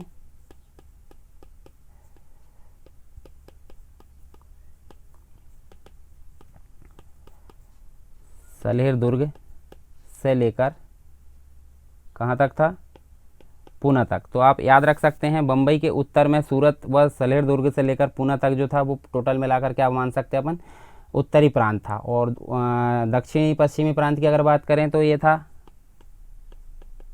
दक्षिणी कोंकण। कोंकण तट आप जानते होंगे, कोंकण प्रदेश, या हम बोल सकते हैं समुद्री तट, ये था दक्षिण पश्चिमी प्रांत। और दक्षिणी पूर्वी प्रांत की अगर बात करें तो ये था संतारा, संगाली, संतारा, संगाली और कोल्हापुर। कोल्हापुर तो आपने सुना ही होगा। ये सभी जो थे कहाँ पे आ गए थे, दक्षिण पूर्वी प्रांत। और इसके अलावा दक्षिण प्रांत की अगर बात करें तो ये अलग अलग क्षेत्र हम देख सकते हैं, कोलाबा, जिंजी और इसके आसपास के क्षेत्र, इसके आसपास के क्षेत्र किस में थे, दक्षिण प्रांत में। तो ये चार सर सूबा, मतलब एक प्रकार से हम बोल सकते हैं चार प्रांतों में यहाँ डिवाइड किया गया था शिवाजी के प्रशासन में, प्रांतीय प्रशासन को। और प्रत्येक प्रांत महलों में विभक्त था। ये जो प्रत्येक प्रांत था ये हम देख सकते हैं किस में विभक्त था, जैसे कि जिलों में विभक्त रहता है, यहाँ महलों में विभक्त था। और यहाँ जो अधिकारी होता था, मतलब यहाँ का जो अधिकारी होता था वो होता था सर हवलदार। देखिए, प्रांत का जो अधिकारी है सर सूबेदार और महलों का जो अधिकारी है सर हवलदार। महलों को तरफों में बांटा था। महलों को किस में बांटा था, तरफों में, जैसे कि गांव में बांटा जाता है तो अलग अलग तरफों में इसको बांटा गया था, जो हवलदार नामक अधिकारी के अधीन रहता था। और इसके अधीन कारकुन नामक अधिकारी भी होते थे। गांव सबसे छोटी इकाई होती थी। पटेल, पाटिल या देशमुख इसके मुखिया होते थे। तो ये हम देख सकते हैं प्रांतीय प्रशासन के अंतर्गत। अब बात करते हैं भू राजस्व की। भू राजस्व के अंतर्गत हम देख सकते हैं भू राजस्व का आधार क्या था, भूमि की विस्तृत माप, भूमि की श्रेणियां और भूमि कर, इन सभी के बारे में हम जानते हैं इसमें एक एक करके। सबसे पहले देखते हैं भूमि का जो मतलब भू राजस्व व्यवस्था का आधार क्या था। तो इसके पहले यदि देखें तो ये किस पे आधारित थी, मतलब शिवाजी के समय भू राजस्व की जो व्यवस्था थी वो आधारित थी मलिक अंबर। मलिक अंबर नाम का एक व्यक्ति था। मलिक अंबर की जो भू राजस्व व्यवस्था थी उस पर आधारित थी किसकी, शिवाजी की भू राजस्व व्यवस्था। और कर वसूली का आधार कैसा था, रैयतवाड़ी व्यवस्था। रैयतवाड़ी व्यवस्था हम आगे पढ़ने वाले हैं विस्तार से। रैयतवाड़ी व्यवस्था के आधार पर यहाँ पे हम देख सकते हैं कर व्यवस्था थी। शिवाजी ने अन्नाजी दत्तों के अधीन भूमि की विस्तृत माप करवाई। एक व्यक्ति था अन्नाजी दत्तों के अधीन यहाँ पे विस्तृत भूमि की माप करवाई शिवाजी ने। और माप का आधार जो था जरीब था। माप का आधार क्या था, जरीब था। और जिसे हम बोल सकते हैं काठी, इसको काठी भी बोला जाता है। उपज के आधार पर भूमि का जो था उत्तम, यहाँ पे हम देख सकते हैं भूमि की जो श्रेणियाँ थी कितने भागों में बांटी गई थी, 3 श्रेणियाँ। तो ये 3 श्रेणियाँ जो थी वो कैसी थी, उपज के आधार पर 3 श्रेणियाँ बांटी गई थी, यानी कि उच्च भूमि, मध्य भूमि और एक थी निम्न भूमि। ये 3 श्रेणियाँ बांटी गई थी उपज के आधार पर यहाँ पे, ठीक है। टोटल मिलाकर प्रारंभ में उपज के आधार पर उपज का जो भाग था वो था 1/3 भाग। उसके बाद यहाँ हम देखें बाद में जब शिवाजी ने अन्य स्थानीय करों व चुंगे को समाप्त किया तो इसको बढ़ाकर एक प्रकार से देखें तो यहाँ 2/5 भाग इसको कर दिया, जो कि आज की डेट में हम देख सकते हैं 40% बोल दें। बंजर भूमि पर कोई कर नहीं था। और भूमि कर जहाँ पर उद्यान भूमि या नगदी फसल उत्पन्न होने वाली भूमि थी नगद निश्चित किया जाता था। अन्य स्थानों में इसको नगद या उपज दोनों ही प्रकार से चुकाया जाता था। तो ये है भू राजस्व व्यवस्था शिवाजी के शासनकाल में। अन्य राजस्व की अगर बात करें तो अन्य राजस्व के अंतर्गत हमको देखने को मिलेगा 2 प्रकार के कर, एक मिलेगा चौथ और एक मिलेगा सरदेशमुखी। तो दोनों के बारे में हम थोड़ा थोड़ा जान लेते हैं। देखिए, एक था मतलब शिवाजी जो था भूमि कर के अतिरिक्त शिवाजी की एक आय थी, मतलब आय का एक प्रमुख स्रोत था, भूमि कर तो नहीं था।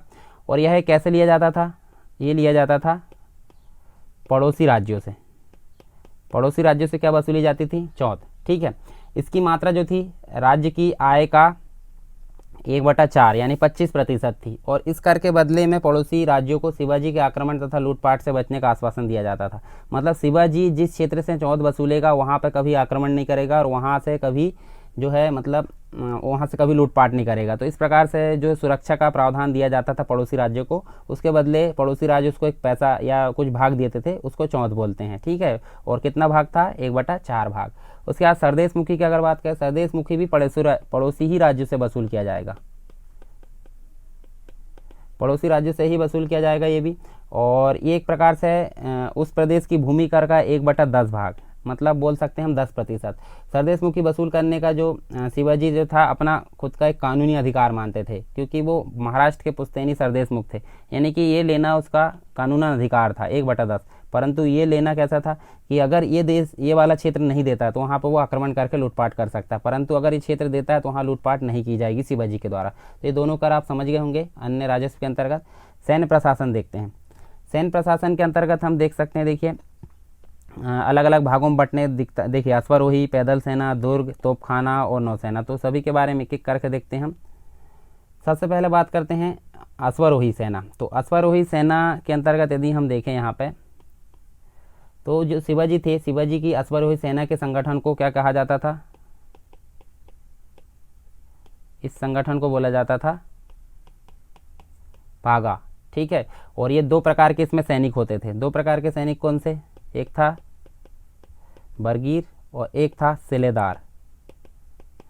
अभी क्या करते थे? बरगीर जो था राज्य की ओर से घोड़े एवं शस्त्र प्राप्त होते थे इसको, राज्य की ओर से, और ये जो है ये स्वयं एक प्रकार से प्रबंध करता था सभी चीज़ों का, अश्वारोही सेना के अंतर्गत बरगीर और सिलेदार। इसके अलावा पैदल सेना की अगर बात करें तो पैदल सेना में हम देख लेते हैं कुछ इंपॉर्टेंट चीज़ें, जैसे कि इसके जो पैदल सेना है, पैदल सेना को हम एक प्रकार से पाइक बोल सकते हैं। तो यहाँ पे पाइक बोला जाता था, और इसकी सबसे छोटी इकाई जो थी, सबसे छोटी इकाई जो थी 9 सैनिक की थी। मतलब टोटल 9 सैनिक उसमें होते थे, जिसका अधिकारी एक प्रकार से कौन होता था? नायक होता। नायक के अंतर्गत 9 सैनिक होते थे, और 10 नायकों पर एक हवलदार होता था। 10 अगर नायक हो गए तो एक हवलदार बन जाएगा, मतलब एक हवलदार यहाँ पे बन नहीं जाएगा, एक हवलदार उसके मेंटेन करने के लिए होता था। 3 हवलदारों का एक जो था, 3 हवलदारों का एक जुमलादार बनता था, और 10 जुमलादारों पर 1 हजारी होता था। इस प्रकार से कुछ हम देख सकते हैं। पैदल सेना अलग अलग यहाँ डिवाइड थी। पैदल सेना का सबसे बड़ा अधिकारी सर नौबत होता था। ये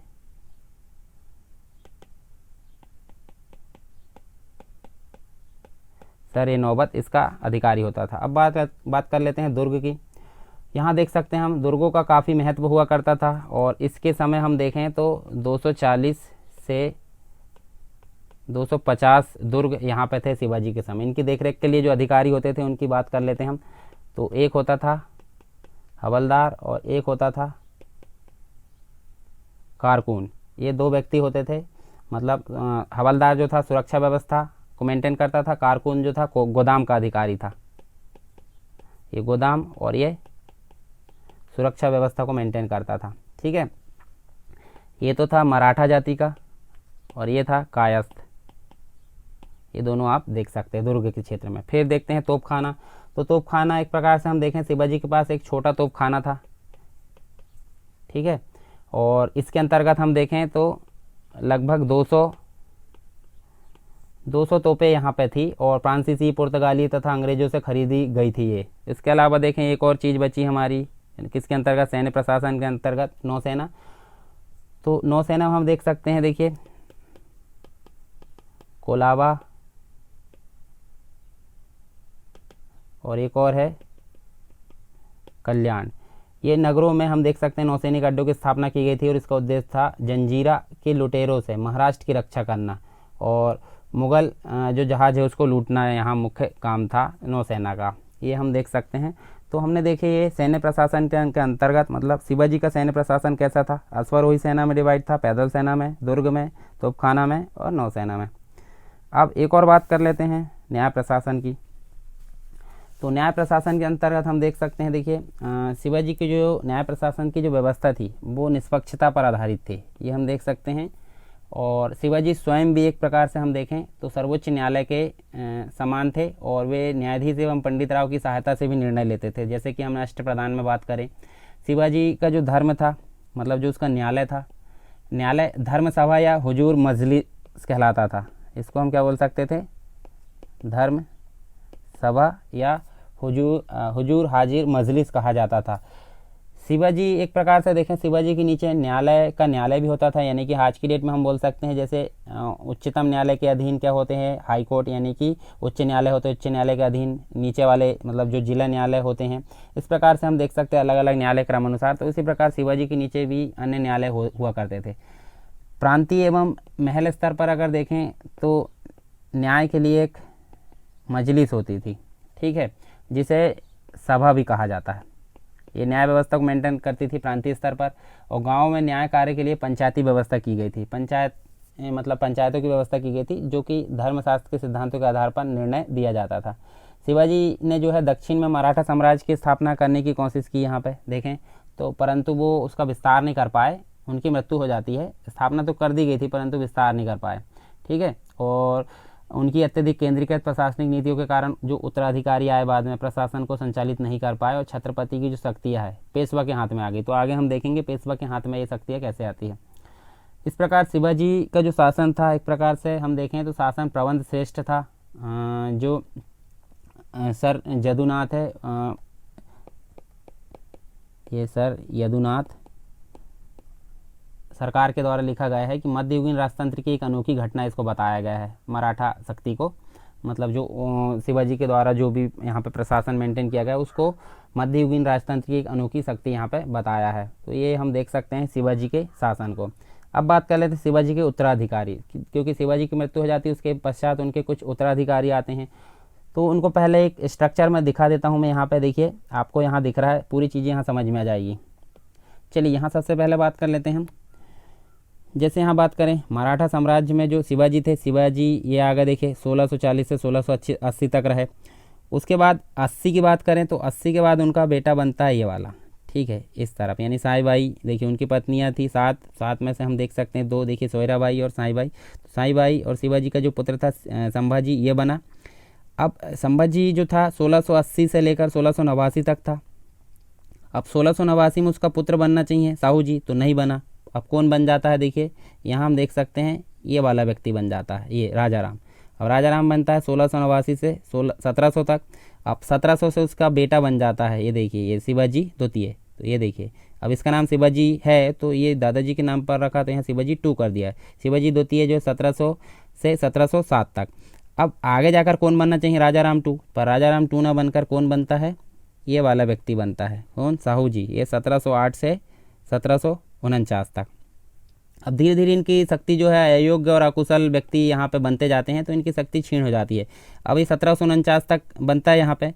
तो यहाँ हम देखिए आगे जाकर 1750 से, ये देखिए 1750 से ये आगे तक, मतलब जब तक कि पेशवा ना आ जाते उसके बाद तक ये जो है शिवाजी यहाँ पे हो जाएगा, मतलब मराठा साम्राज्य यहाँ पे ख़त्म हो जाएगा। चलिए अब देखते हैं एक एक करके। यहाँ देखिए सभी के बारे में थोड़ा 2-2 3-3 पॉइंट देख लेते हैं हम। सबसे पहले जानते हैं संभाजी के बारे में। तो संभाजी का जो शासनकाल हमने देखे हैं 1680 से 1689। तो एक पॉइंट तो ये हो गया आपके लिए।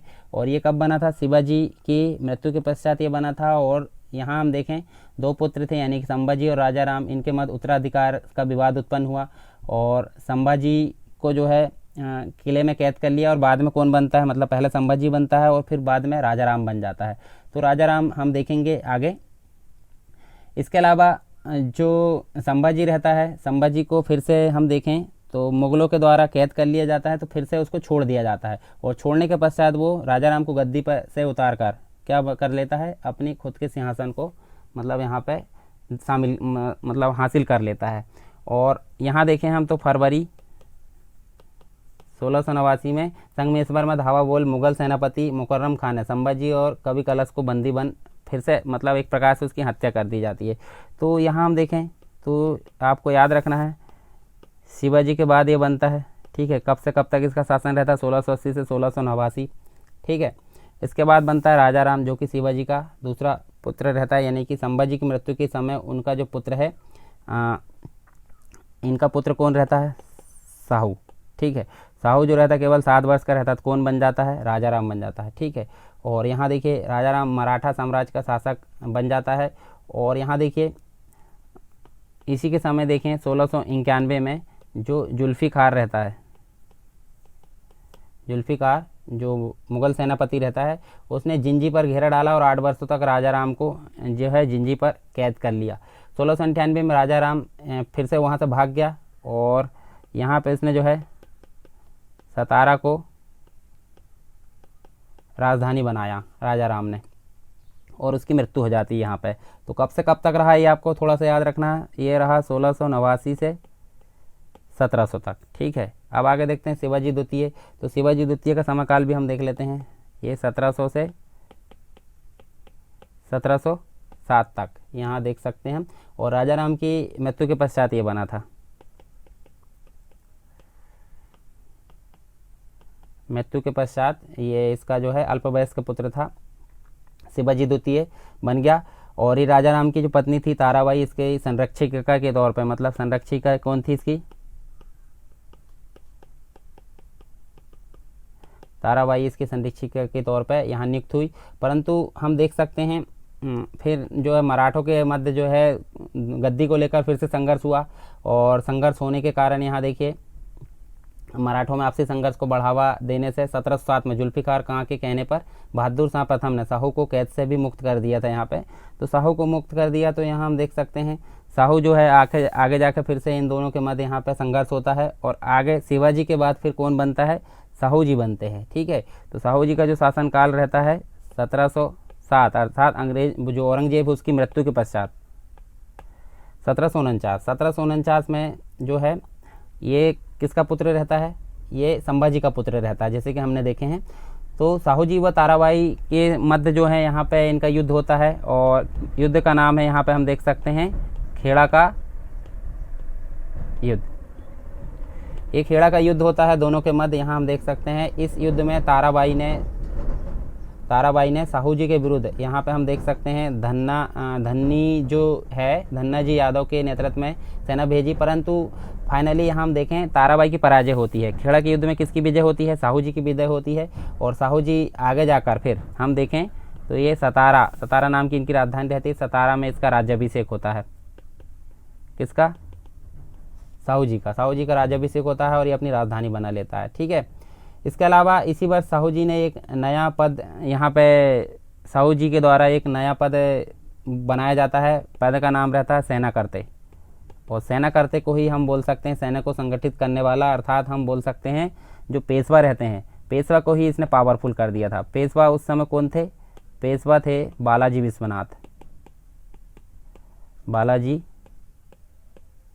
विश्वनाथ जो थे पेशवा थे। तो आगे जाकर ये मराठा दो भागों में बढ़ जाता है। उत्तर में साहू जी के अधीन सतारा राज तथा दक्षिण में जो है द्वितीय जो शिवाजी द्वितीय का एक राज्य रहता है दक्षिण में, और उत्तर में किसका रहता है, साहू जी का रहता है। ठीक है, और जब शिवाजी द्वितीय की मृत्यु के बाद राजा राम की दूसरी पत्नी से उत्पन्न पुत्र संभाजी द्वितीय कोल्हापुर की गद्दी प्राप्त कर लेता है, तो 1731 में संभाजी द्वितीय ने साहू जी के साथ, मतलब जो अगला व्यक्ति आता है कौन सा, संभाजी द्वितीय और साहू जी दोनों के मध्य एक संधि होती है। संधि का नाम है हम देख सकते हैं बारना की संधि। ये बारना की संधि किस किस के मध्य होती है, साहू जी और संभाजी द्वितीय के मध्य, यहाँ पे दोनों के मध्य संधि होती है। और इस संधि के अनुसार अगर देखें तो संभाजी ने कोल्हापुर से तथा साहू जी ने सतारा से शासन करना स्वीकार किया। इसके बाद फाइनली लास्ट में जो बनते हैं वो राजा राम द्वितीय रहते हैं। राजा राम द्वितीय का जो शासन काल रहता है वो रहता है 1749 से लेकर 1750 तक, मतलब थोड़ा सा शासन हम बोल सकते हैं। ठीक है, और ये साहू जी की मृत्यु के पश्चात ये बनते हैं। साहू जी की मृत्यु के पश्चात ये बनते हैं, और साहू जी के दत्तक पुत्र जो रहते हैं राजा राम द्वितीय, उसको यहाँ पर छत्रपति बनाया जाता है, ये राजा राम द्वितीय को। इसके अलावा 1750 में इन्हीं के समय हम देखें तो जो पेशवा रहते हैं, पेशवा बालाजी बाजीराव से राजा राम द्वितीय ने, पेशवा जो है और राजा राम द्वितीय दोनों के मध्य कौन सी संधि होती है, ये होती है संगोला की संधि। संगोला की संधि यहाँ पे होती है। इसके अनुसार मराठा संगठन का वास्तविक नेता पेशवा बन जाता है और छत्रपति नाम मात्र का प्रधान रहता है, मतलब अब पेशवा का जो पद है वो प्रधान हो गया है। ठीक है, ये देख सकते हैं। अब पेशवा की बात करें तो पेशवा में हम देख सकते हैं, देखिए सबसे पहले तो बालाजी विश्वनाथ आते हैं। देखिए यहाँ हम एक स्ट्रक्चर देख लेते हैं। सबसे पहले बालाजी विश्वनाथ आते हैं, और बालाजी विश्वनाथ का जो समय रहता है 1713 से 1720। फिर आते हैं कौन, 1720 से 1740 तक बाजीराव प्रथम, जिसके नाम पर मूवी बनी थी बाजीराव मस्तानी, वो आप देख सकते हैं। फिर 1740 से ये वाला रघुनाथ राव न बनकर यहाँ बालाजी बाजीराव बनते हैं 1740 से 1761 तक। इसके अलावा देखें 61 से लेकर 72 तक कौन बनते हैं, माधवराव प्रथम। 72 से लेकर 73 तक नारायण राव द्वितीय। उसके अलावा 74, देखिए 74 में ये बने हैं, तो ये देखिए 73 से 74 तक ओनली रघुनाथ, मतलब थोड़ी सी देर के लिए बनते हैं, थोड़ी सी दिन के लिए, 1 साल लगभग के लिए। फिर 74 से लेकर 96 तक माधव नारायण राव द्वितीय। इसके अलावा 96 से लेकर 1818 तक ये नाम मात्र के बाजीराव सेकंड, ये बनते हैं पेशवा के, मतलब पेशवा के पद पर ये आते हैं। काफ़ी शक्तिशाली, देखिए यहाँ भी काफ़ी शक्तिशाली रहती है इनकी जो शक्ति, और यहाँ भी, ठीक है, परंतु इसके बाद इनकी शक्ति क्षीण होते जाती है धीरे धीरे, तो हम उनके बारे में देखते हैं। चलिए सबसे पहले जानते हैं पेशवे के इतिहास के अंतर्गत बालाजी विश्वनाथ के बारे में, उसके बाद हम आगे की चीज़ें देखेंगे। थोड़ी थोड़ी डिटेल जान लेते हैं इनके बारे में। इनके बारे में यदि देखें हम बालाजी विश्वनाथ के बारे में, तो ये मराठा साम्राज्य के दूसरे संस्थापक, कौन, बालाजी विश्वनाथ को माना जाता है। और जैसे कि साहू ने सेना करते नाम से एक प्रधान पद लाया था, तो उसी के अंतर्गत पेशवा इनको नियुक्त किया गया था, यानी कि 1713 में ये जो है पेशवा के पद पर, पेशवा अर्थात सेना को संगठन करने वाला, यानी कि सेना करते पद पर इनको नियुक्त किया गया था। और बालाजी विश्वनाथ की मुख्य सफलता 1719 में मुगल बादशाह की ओर से जो सैयद बंधु है, मतलब जो सैयद बंधु हमने पढ़े थे, सैयद बंधु अर्थात किंग मेकर्स, मराठों से की गई संधि थी। और इस संधि के अनुसार भी अगर देखें तो जो मराठे थे, मराठों को दक्षिण के 6 सूबों से 34 सरदोषमुखी जो वसूल करने की अनुमति दे दी गई थी। साहू ने मुगलों को 1500 घुड़सवार सैनिकों की सहायता तथा प्रतिवर्ष 10 लाख रुपए देना स्वीकार किया था। तो इस संधि को जो है इसी के समय जो एक व्यक्ति थे रिचर्ड टेम्पल, इन्होंने कहा है मराठों का मैग्ना कार्टा, किसको, जो कि मुगल सेना के अंतर्गत यहाँ पे संधि हुई थी, जो जिसमें उन्होंने जो है 74 सरदेशमुखी और 1500 घुड़सवार ये सभी देने की सहायता की थी। तो इसको रिचर्ड टेम्पल ने मराठों का मैग्ना कार्टा कहा है इस संधि को, जो कि सैयद बंधुओं के द्वारा यहाँ पे की गई थी। तो ये बालाजी विश्वनाथ के समय हुई थी, तो ये हमको याद रखना है। और इनका समय काल तो आपको शुरू में ही बता दिया मैंने, ये 1713 से लेकर 20 तक, यानी 1720 तक इनका समय काल रहा, तो ये आपको लिखने के लिए काम आएगा यहाँ पे। फिर बाजीराव प्रथम, तो बाजीराव प्रथम हमारे लिए इंपॉर्टेंट है, इनके बारे में हम देखने वाले हैं 1720 से लेकर 1740, तो ये इनका समय काल हम देख सकते हैं। और बालाजी विश्वनाथ की मृत्यु हुई, मतलब उनके पुत्र थे, उनकी मृत्यु के पश्चात ये बने उनके पुत्र बाजीराव प्रथम के नाम से। और ये काफ़ी एक प्रकार से अगर देखें तो काफ़ी लड़ाकू पेशवा थे तथा शिवाजी के पश्चात एक प्रकार से जो गोरिल्ला युद्ध था, गोरिल्ला युद्ध पद्धति का सबसे बड़ा प्रतिपादक इनको ही बोला जाता है। शिवाजी के पश्चात बाजीराव प्रथम ने हिंदू शाही जो है उसके आदर्श का प्रचार किया, हिंदू पादशाही का प्रचार किसके द्वारा किया गया, बाजीराव प्रथम के द्वारा किया गया। मुगल साम्राज्य के संबंध में बाजीराव प्रथम ने कहा था कि सड़े हुए वृक्ष के तने पर प्रहार करो, शाखाएं तो स्वयं ही गिर जाएगी, इस प्रकार से इनका कथन था बाजीराव प्रथम का। इसी के अंतर्गत देखें तो इनके संबंध में कुछ जो है संघर्ष है, बाजीराव प्रथम और अन्य संघर्ष हम देखें तो इनके संबंध में यहाँ देखें निजाम से संघर्ष हुआ था, मालवा विजय, बुंदेलखंड की विजय, गुजरात विजय और दिल्ली विजय। थोड़ी थोड़ी जानकारी देख लेते हैं इनके संबंध में। चलिए यहाँ देखिए, हाँ बाजीराव प्रथम का काल तो हमने यहाँ पे देखा, ये देखिए 1720 से 1740 तक रहे। अब निजाम का जो संघर्ष हुआ था वो कब हुआ था, निजाम का संघर्ष हुआ था 1728 में।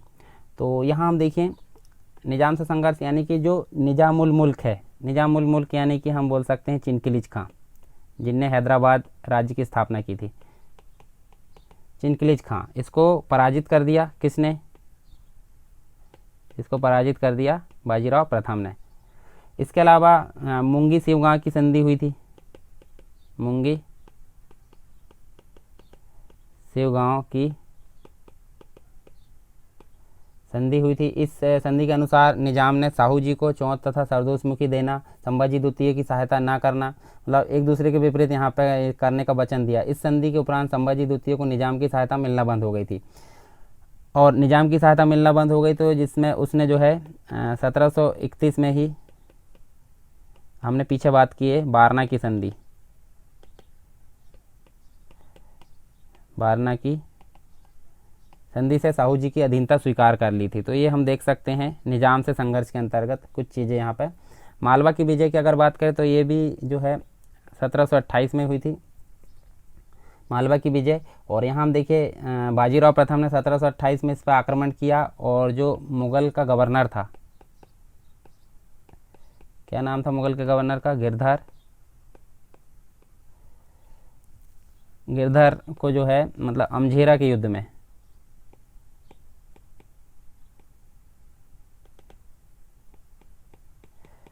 अमझेरा का युद्ध में पराजित किया, और इसके उपरांत मालवा में मराठों का आक्रमण होते रहे। अंततः 1735 में मालवा पर मुगलों की सत्ता लगभग समाप्त हो गई। तो ये हम देख सकते हैं मालवा की विजय बाजीराव प्रथम के समय। बुंदेलखंड की विजय भी जो है 1728 में हुई थी। तो यहाँ बुंदेलखंड इलाहाबाद की सूबेदारी में था उस समय, और जब इलाहाबाद के जो है मुगल गवर्नर मोहम्मद खां भंगस ने बुंदेलखंड के नरेश जो है छत्रपाल को अपने अधीन लाने का प्रयास किया, तब छत्रसाल ने बाजीराव प्रथम से सहायता मांगी। मतलब जो मुगल साम्राज्य है उसको बुंदेलखंड के राजा को ज़बरदस्ती करके अपने अंदर लाने की कोशिश की। तो बाजीराव प्रथम की सहायता मांगने पर 1728 में मराठा ने बुंदेलखंड के सभी विजित प्रदेशों को मुगलों से छीन लिए। ठीक है, बुंदेलखंड के सभी विजित प्रदेशों को मुगलों से छीन लिए, और इसके पश्चात छत्रसाल ने पेशवा की शान में एक दरबार का आयोजन किया। ठीक है, इसी दरबार में उसको जो है एक प्रकार से जो मस्तानी नाम की नर्तकी है वो मिली थी, तो वो आपको पता है, आपने मूवी देखी होगी तो। ठीक है, इसके अलावा हम देखें गुजरात विजय। गुजरात विजय की अगर बात करें तो 1731 से लेकर 1738 ये हमको देखने को मिलती है गुजरात विजय। और गुजरात की अगर बात करें, गुजरात से भी मराठे जो थे चौथ और सरदेश मुखी वसूलते थे, चौथ प्लस सरदेश मुखी यहाँ पे वसूला करते थे मराठे। बाजीराव ने मुगल सूबेदार सर बुलंद खां को पराजित किया। यहाँ पे सर सूबेदार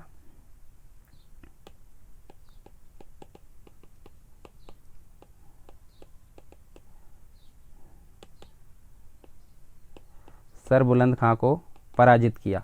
तो यहाँ पे पराजित करने के पश्चात यहाँ से उसको चौथ तथा सरदेश मुखी प्राप्त की, और 1738 में उसने गुजरात को मराठा राज्य में मिला लिया। तो ये हो गई एक प्रकार से गुजरात की विजय। एक और हम देख लेते हैं दिल्ली की विजय, फिर इसके सारे संघर्ष यहाँ समाप्त हो जाते हैं, मतलब एक प्रकार सारे अभियान बाजीराव प्रथम के। ये 1637 में हुई थी दिल्ली की विजय।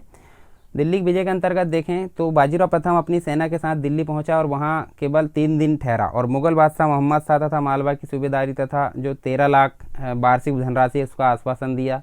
बाजीराव प्रथम वहां से हट गया, मतलब इस प्रकार मोहम्मद शाह ने उसको लालच दिया तो बाजीराव प्रथम वहां से हट गया, और मुगल बादशाह ने निजाम को मराठों के विरुद्ध भेजा। और दोनों के पक्ष में यहाँ हम देख सकते हैं, मतलब निजाम प्लस मराठा। निजाम किसके तरफ से आए थे? ये मुगलों की तरफ से। यहाँ 1737 में क्या हुआ? भोपाल का युद्ध हुआ, ये याद रखना आपको, भोपाल का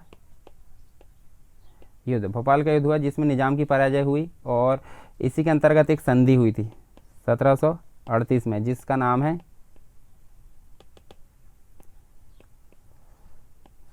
दुरई सराय की संधि। अब ये संधि हुई तो इसमें क्या हुआ? निजाम ने मालवा पर मराठों का प्रभुत्व स्वीकार कर लिया, और बाजीराव प्रथम ने एक बृहद महाराष्ट्र की नींव डाली। इसके अलावा बहुत सारे हम देख सकते हैं, देखिए बहुत दूर दूर तक जो है विस्तृत तथा भिन्न भिन्न प्रदेशों के महाराजा थे एक प्रकार से, और मराठों का राज्य अब अरब सागर से बंगाल की खाड़ी तक फैल गया था। और भारतीय रेखा चित्र की अगर बात करें, मतलब जो मानचित्र है उसमें स्थान स्थान पर मराठा शक्ति का केंद्र था। तो भारतीय शक्ति का केंद्र बिंदु अब दिल्ली नहीं बल्कि पूना बन चुका था ना, ये हम देख सकते हैं।